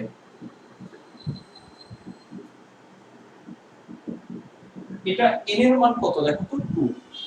এই p এর জন্য l এর ভ্যালু কত বলতো 1। তাহলে n+l এর ভ্যালু কত 2 + 1 = কত বলতো 2p এর ক্ষেত্রে আমরা p এর জন্য l এর ভ্যালু কত নেব 1। তাহলে n+l = কত, তাহলে 1s এবং 2p এর মধ্যে কোনটা নিম্ন শক্তি, n+l এর মান এখানে 1 আর এখানে n+l এর মান কত 3। এখানে n+l এর মান কম, এখানে 1s টা নিম্ন শক্তি, এখানে 1s এ ইলেকট্রন প্রথমে প্রবেশ করবে। দেখো আমার এই কথাগুলো বুঝছো, 1s এবং 2p এর ক্ষেত্রে 1s নিম্ন শক্তি, এই অরবিটাল ইলেকট্রন প্রথমে প্রবেশ করবে, তারপর ইলেকট্রন 2p তে যাবে। যাও বুঝছো, এটা কমেন্টসে জানাও।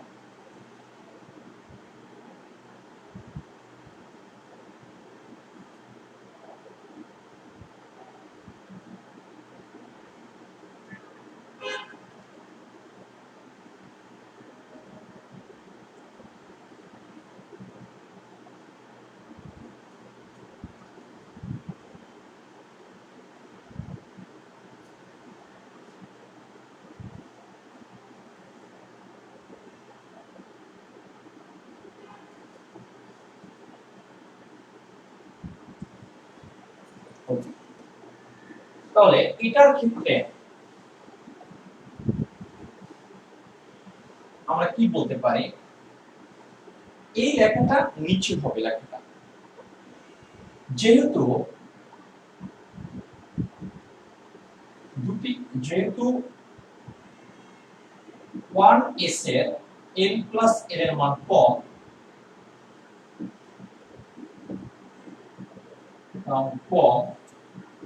সেজন্য 1s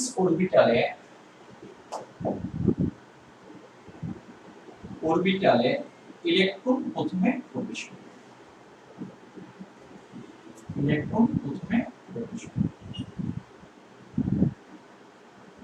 এটা প্রবেশ করবে।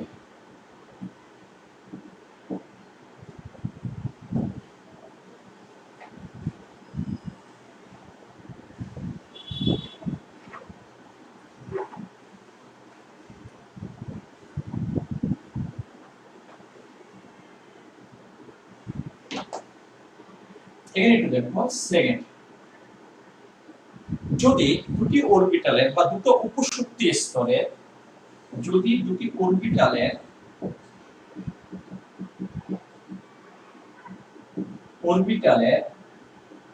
n প্লাস l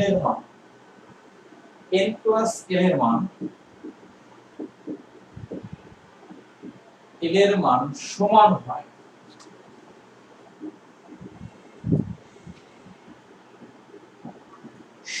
হয়, তাহলে যে অরবিটালের n এর মান কম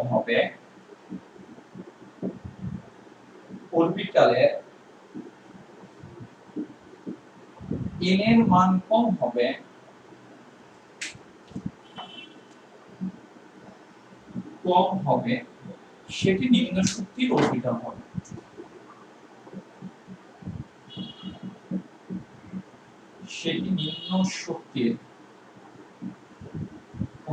হবে।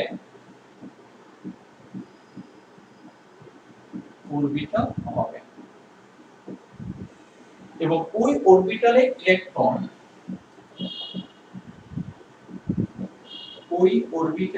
ইলেকট্রন প্রথমে প্রবেশ করবে,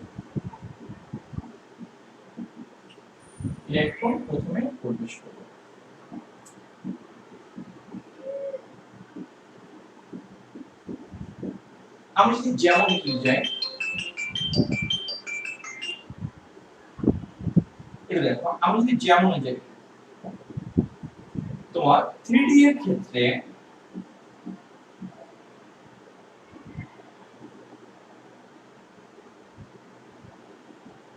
আমি যদি ধরি, আচ্ছা 3D এর ক্ষেত্রে যেহেতু দেখছি লিখলাম, দেখো 3D এর ক্ষেত্রে n এর মান একটু দেখো, n ইকুয়াল টু কত, 3। d এর জন্য আমাদের l এর ভ্যালু কত হয়, 2, এটা আমরা জানি। তাহলে n প্লাস n এর ভ্যালু কত, 3 প্লাস 2 ইকুয়াল টু কত হবে বলতো, 5। এবং আমরা যদি 4p এর ক্ষেত্রে যদি কনসিডার করি, তুমি দেখো 4p এর ক্ষেত্রে n এর মান কত জানো, p এর জন্য l এর মান কত তোমার 1, তাহলে n প্লাস l এর ভ্যালু কত আসবে, 4 প্লাস 1 ইকুয়াল টু কত আসবে বলতো, 5। তাহলে এটার জন্য কত আসে 5, এটার জন্য কত 5।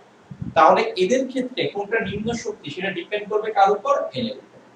এখানে n এর মান কম, এইখানে এটা নিম্ন শক্তির অরবিটাল হবে, এবং এই অরবিটালে ইলেকট্রন কি হবে বলতো, প্রথমে প্রবেশ করবে। যেহেতু 3D এবং 4s এর, সরি 4s না 4p এর n প্লাস l এর মান সমান,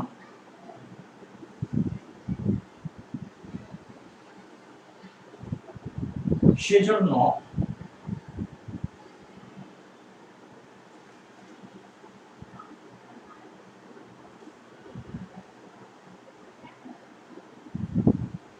এখানে লিখে দিন, একটু বেশি পেছানো হবে, সমান, এবং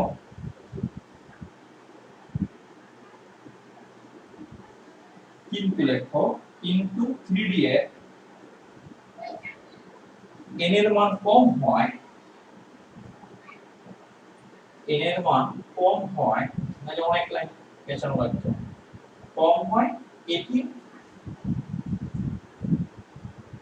নিম্ন শক্তির অরবিটাল হবে।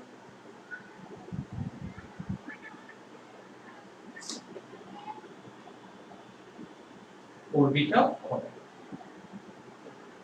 এজন্য ইলেকট্রন প্রথমে 3d অরবিটালে গমন করবে। অরবিটালে এটা গমন করবে।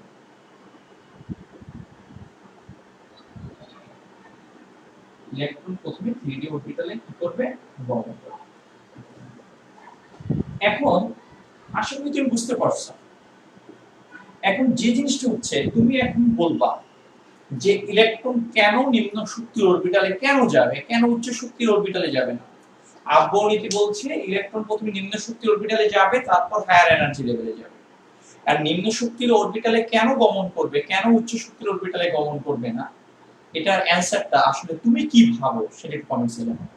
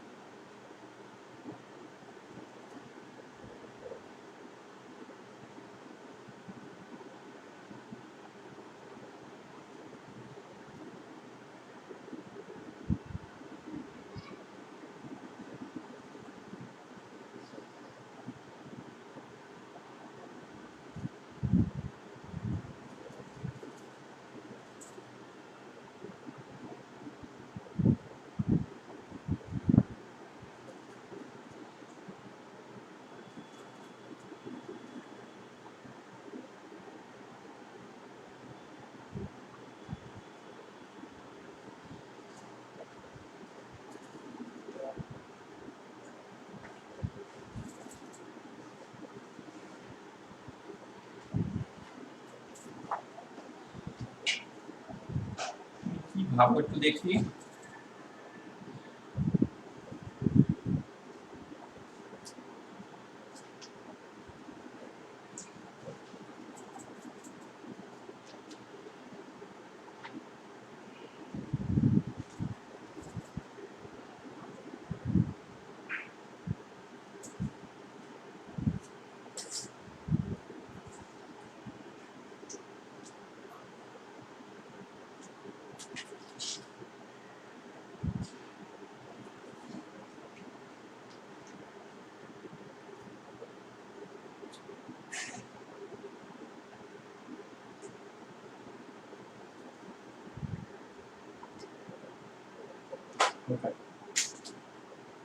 তুমি একটু দেখো, আমরা যদি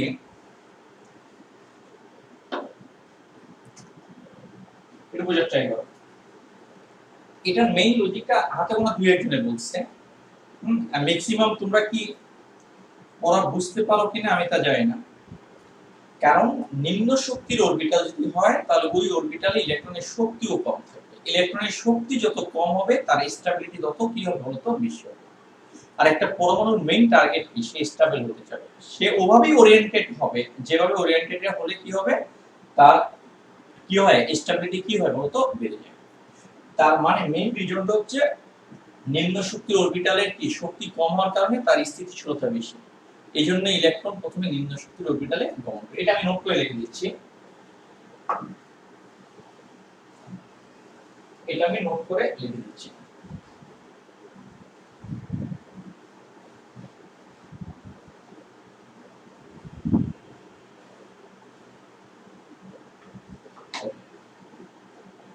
এটা হচ্ছে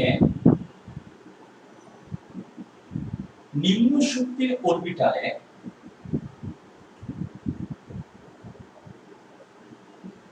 অরবিটালের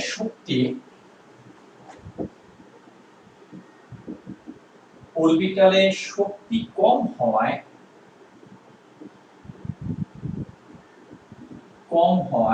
এর স্থিতিশীলতা বেশি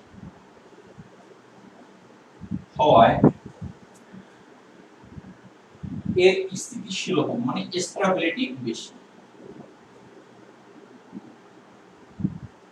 এর স্থিতিশীলতা কি তোমার বেশি।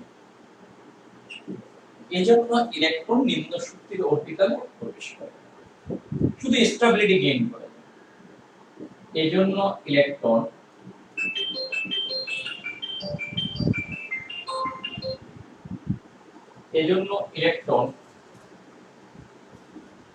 স্টেবিলিটি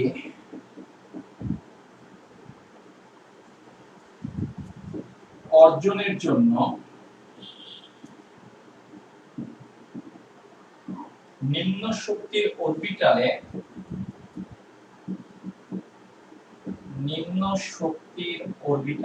গমন করে।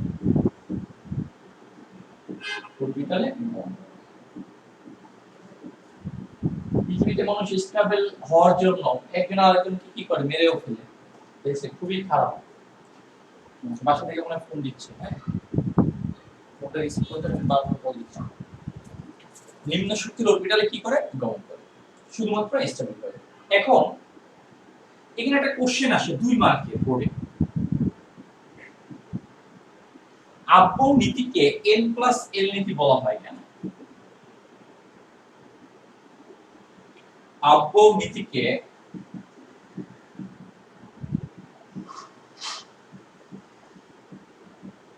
n+l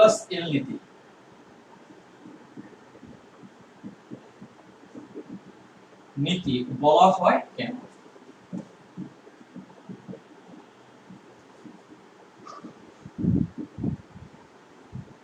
তুমি দেখো এটার অ্যানসারটা আমরা গ্রুপে সেন্ড করব। হ্যাঁ, আমি জাস্ট হিন্টস আকারে আমি একটু বলে যাচ্ছি। আব্বৌ নীতিকে n+l নীতি বলা হয়। আব্বৌ নীতি বলছে কি, ইলেকট্রন প্রথমে নিম্ন শক্তির অরবিটালে যাবে, তারপর উচ্চ শক্তির অরবিটালে। n+l নীতি তো বলছে কি, ইলেকট্রন প্রথমে নিম্ন শক্তির অরবিটালে যাবে, তারপর উচ্চ শক্তি। এই দুটো নীতির মধ্যে বেসিক ডিফারেন্সটা কি? ও বলে গেছে নিম্ন শক্তির অরবিটালে প্রবেশ করবে, আব্বৌ নীতি বলছে। কিন্তু এখানে বলে নাই যে কিভাবে একটা অরবিটাল নিম্ন শক্তির হয়। বাট n+l নীতি বলে গেছে যে n+l এর মান যদি কম হলে সেটা নিম্ন শক্তির অরবিটাল, যদি সমান হয় n+l এর মান তাহলে যার n এর মান কম সেটা নিম্ন শক্তির অরবিটাল।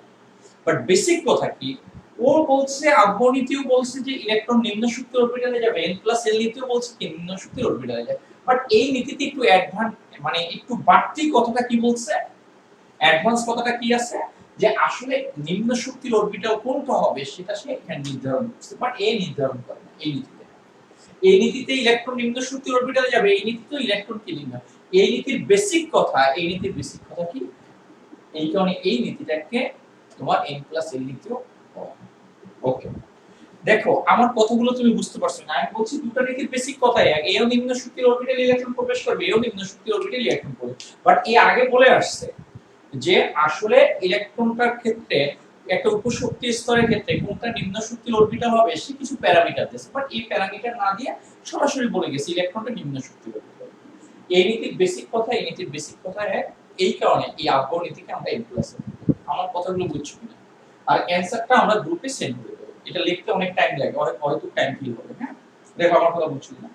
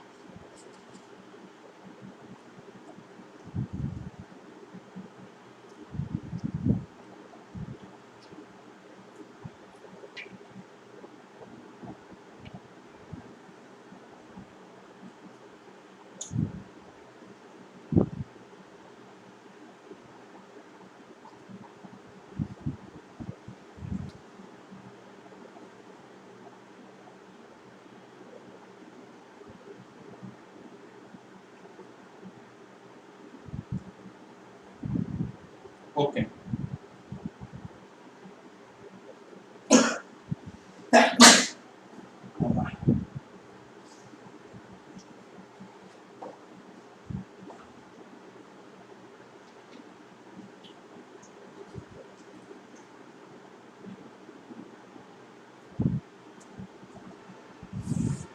দেখো এখন ক্লিয়ার কিনা?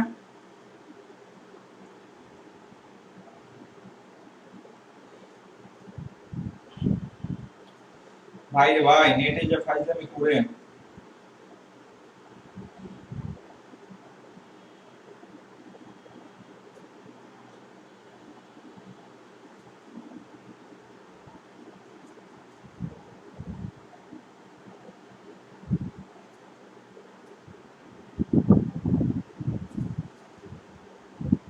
ওকে, ঠিক আছে, কোনো সমস্যা নেই। আব্বু নীতির বেসিক কথাটা হচ্ছে, কোনো ব্যাপার না, আমরা অস্থির হয়ে না, হ্যাঁ আমরা এখন বুঝি। ঠিক আছে ঠিক আছে, বুঝতে পারছি মিতুল। এটা দেখো, আব্বু নীতির বেসিক কথা হচ্ছে ইলেকট্রন নিম্ন শক্তির অরবিটালে গমন করে, তারপর উচ্চ শক্তির অরবিটালে গমন করে। এন প্লাস এল নীতি তো বলছে ইলেকট্রন নিম্ন শক্তির অরবিটালে গমন করবে, এরপর উচ্চ শক্তির অরবিটালে গমন করবে। বাট এই নীতি আর এই নীতির মধ্যে পার্থক্য আমি যদি বলি, এই নীতিতে কোনটা নিম্ন শক্তি সেটা দেখায় না, বাট এই নীতিতে বলে গেছে কোনটা নিম্ন শক্তির হবে কোনটা উচ্চ শক্তির হবে। বাট পরের পয়েন্টে এই নীতির যে মেইন কথা, ইলেকট্রন কোথায় যাবে, এও বলছে নিম্ন শক্তির অরবিটাল, এও বলছে নিম্ন শক্তির অরবিটাল। তার মানে এটা বেসিক কথা, আব্বর নীতির বেসিক কথা, আর এন প্লাস এল নীতির বেসিক কথাটা কি তোমার, এদের মধ্যে জাস্ট তোমার পার্থক্যটা কোথায়, এ বলে গেছি নিম্ন শক্তির অরবিটালটা n প্লাস l এর মানের উপর ডিপেন্ড করে, n প্লাস l যদি কম হয় নিম্ন শক্তি হবে, আর যদি সমান হয় তাহলে এই নিম্ন শক্তির অরবিটালটা ডিপেন্ড করবে কার উপর, n এর মানের উপর। বাট এই কথাটা আব্বর নীতি বলে, কিন্তু আব্বর নীতি বলছে ইলেকট্রন নিম্ন শক্তির অরবিটালে গমন করবে, বাট এই নীতিরও ফাইনাল কথা কি তোমার, এই ইলেকট্রনটা কোথায় যাবে বলতো, নিম্ন শক্তির অরবিটালে। এই কারণে এদের বেসিক কথা মিল থাকার কারণে আব্বর নীতিকে আমরা কোন নীতি বলবো, n প্লাস l। এই অ্যানসারটা আমি লেখাবো না, আমি গ্রুপে সেন্ড করে দেবো, তুই ওখান থেকে লিখে নেবা। এই পর্যন্ত আমার কথাগুলো বুঝছো কিনা আমাকে কমেন্টসে জানাও।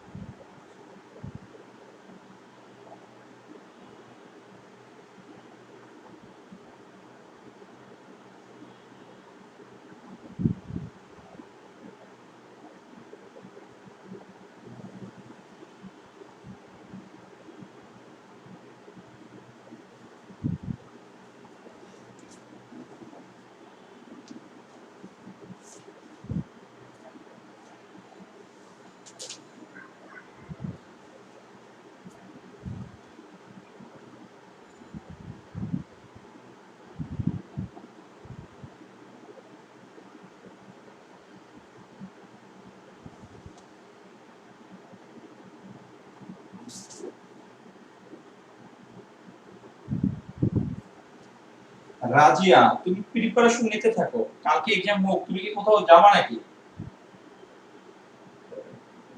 দেখো দেখো, এই আব্বর নীতি সম্পর্কিত আমরা 19 এও পড়ে আসছি, বাট এখানে একটু ইলেকট্রনগুলো অনেক বড় বড় করে দেয় বিন্যাসটা। এটা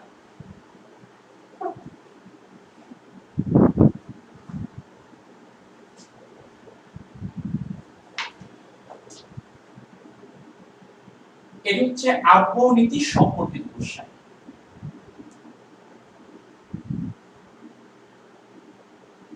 সম্পর্কিত প্রশ্ন।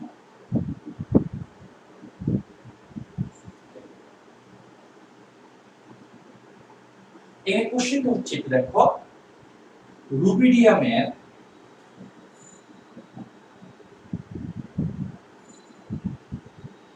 শেষের ইলেকট্রনটি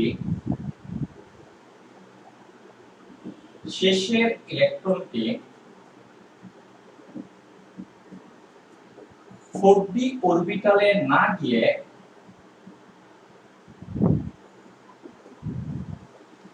গিয়ে 5s অরবিটালে গমন করে।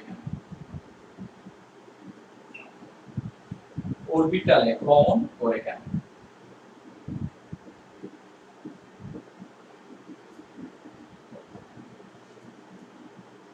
অ্যাডিশন, তুমি এই রুবিডিয়ামের ইলেকট্রন বিন্যাস ভুলে যেতে পারো।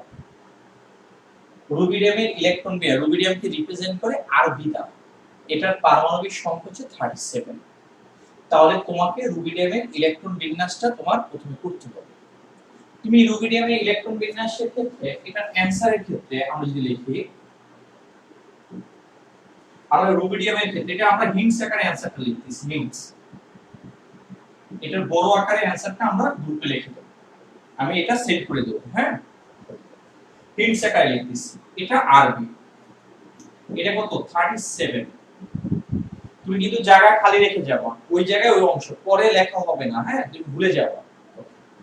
দেখো ইলেকট্রনের বিন্যাসটা তুমি কিভাবে করবা, একটু বড় হলে কিন্তু আমরা পারি না।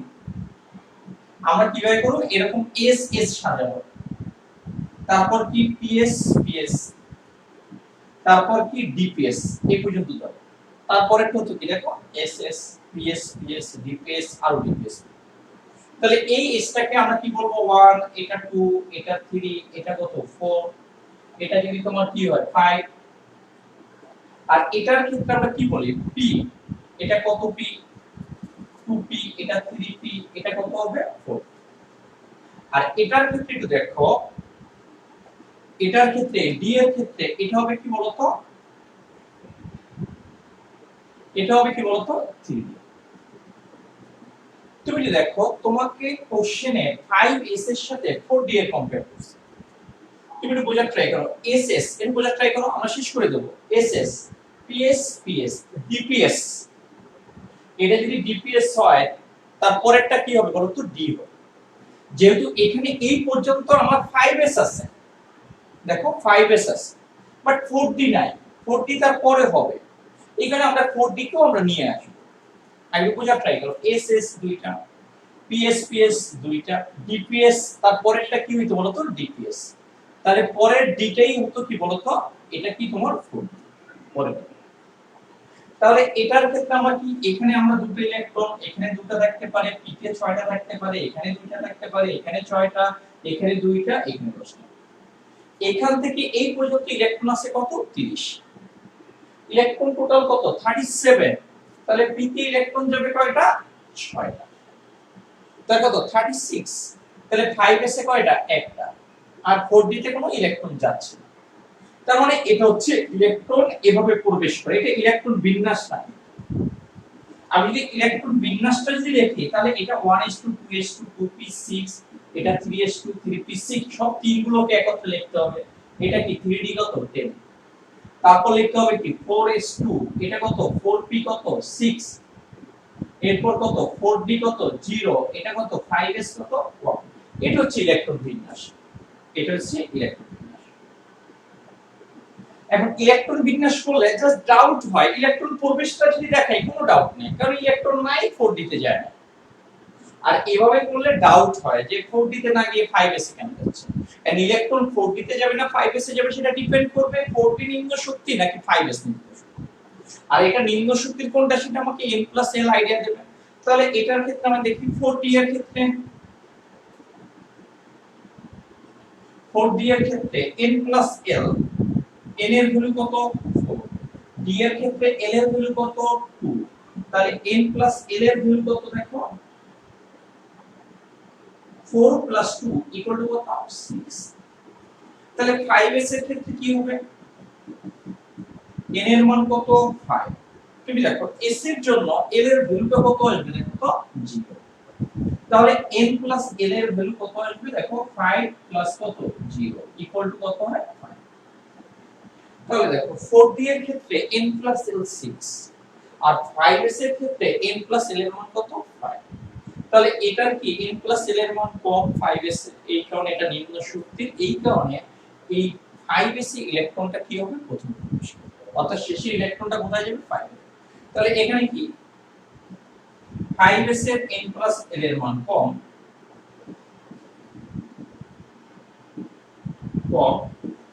সেজন্য এটি নিম্ন শক্তির অরবিটাল, এটি নিম্ন শক্তির পরিবিধান।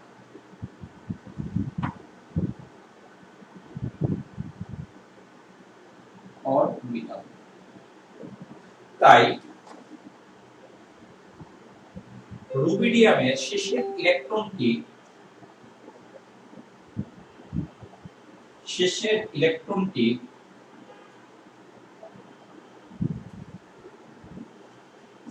এর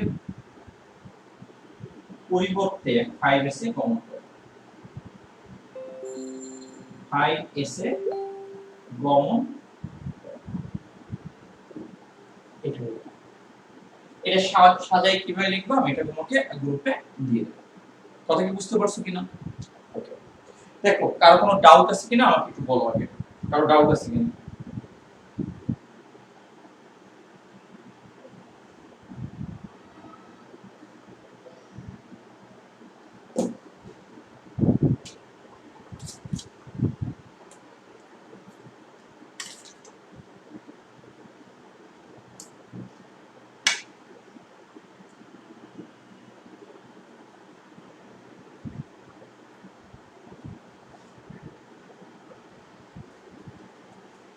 আমি তোমাকে বলি, যদি তোমার ক্যারিয়ার ডেভেলপ করতে চাও, ভালো জায়গায় যদি যেতে চাও, আমরা তো একটা সাইকেল পার করে আসছি, তোমার মা বাবাও এই সাইকেল পার করে আসছে, তাহলে তুমি তাদের কাছেও জিজ্ঞেস করতে পারো, আমাদের যদি কথাগুলো যদি তোমাকে মিথ্যা বলি, যে তুমি যদি সিরিয়াস না হও, তুমি যেটাই নিয়ে সিরিয়াস হও না কেন, তুমি যদি সিরিয়াস না হও, এগুলো বারবার যদি প্র্যাকটিস না করো, তুমি এ প্লাস পেলা কোনো লাভ নাই। কিন্তু এটাকে যদি অ্যাপ্লাই না করতে পারো, যে যত বেশি পড়বে, যে যত বেশি লিখবে, যে যত বেশি অনুসরণ করবে, সে তত বেশি ভালো রেজাল্ট হবে, তার আউটকামটা তত ভালো হবে। এই জন্য এগুলো বারবার লিখতে হবে, তার মানে এগুলো সব কিছু কথা একসাথে তোমার ভুলে যাবে, এগুলো মনে রাখা ডিফিকাল্ট, খুবই ডিফিকাল্ট। কথা কি বুঝছো কিনা? এই কারণে সায়েন্সের স্টুডেন্টরা যদি এক্সাম হলে যদি বসে কারোটা যদি একটু দেখে, এটা কোনো পাপ না। যেটা আর্টস এবং কমার্স স্টুডেন্টরা দেখলে মহাপাপ, কিন্তু সায়েন্সের স্টুডেন্টের জন্য এটা পাপ না, এটা হালাল পাওয়া যায়। কারণ এটা ফর্মুলা ভুলে যাওয়া যেতেই পারে, একটা মাইনাস ভুলে আসতেই পারে, কারণ সাবজেক্টটাই ওইরকম, কিন্তু ভারী সাবজেক্ট। হ্যাঁ, এই কারণে যদিও তোমার এটা কোনো এক্সকিউজ না, এটা তুমি এক্সাম হলে দেখার কোনো সুযোগ পাবে না, আমি তোমাকে দেখতে উৎসাহিত করতেছি না, বাট আমাদের সিস্টেমে তো তুমি আর দেখার কোনো সুযোগ পাবে না। তোমার টিচার যেই হোক না কেন, তোমার খাতা নিয়ে নেবে। সো তুমি ভালোভাবে প্র্যাকটিস করো, ভালোভাবে অনুসরণ করো, ভালোভাবে ই করো, তাহলে ভালোভাবে এটা কাজে খাটবে না। যে জিনিসটা হচ্ছে কালকে এক্সামটা নিব না, কারণ তুমি এটা প্র্যাকটিস করো, অনুসরণ করো, কোয়ান্টাম সংখ্যাগুলো ভালো হয়ে যাবে। আমরা এই এক্সামটা তোমার সোমবার এক্সামটা নিব, সোমবার এই এক্সামটা নিব, এর আগে তুমি এটা বারবার প্র্যাকটিস করো। তাহলে আজকে পর্যন্ত, সবাই ভালো থাকুন, সুস্থ থাকুন, বাই বাই।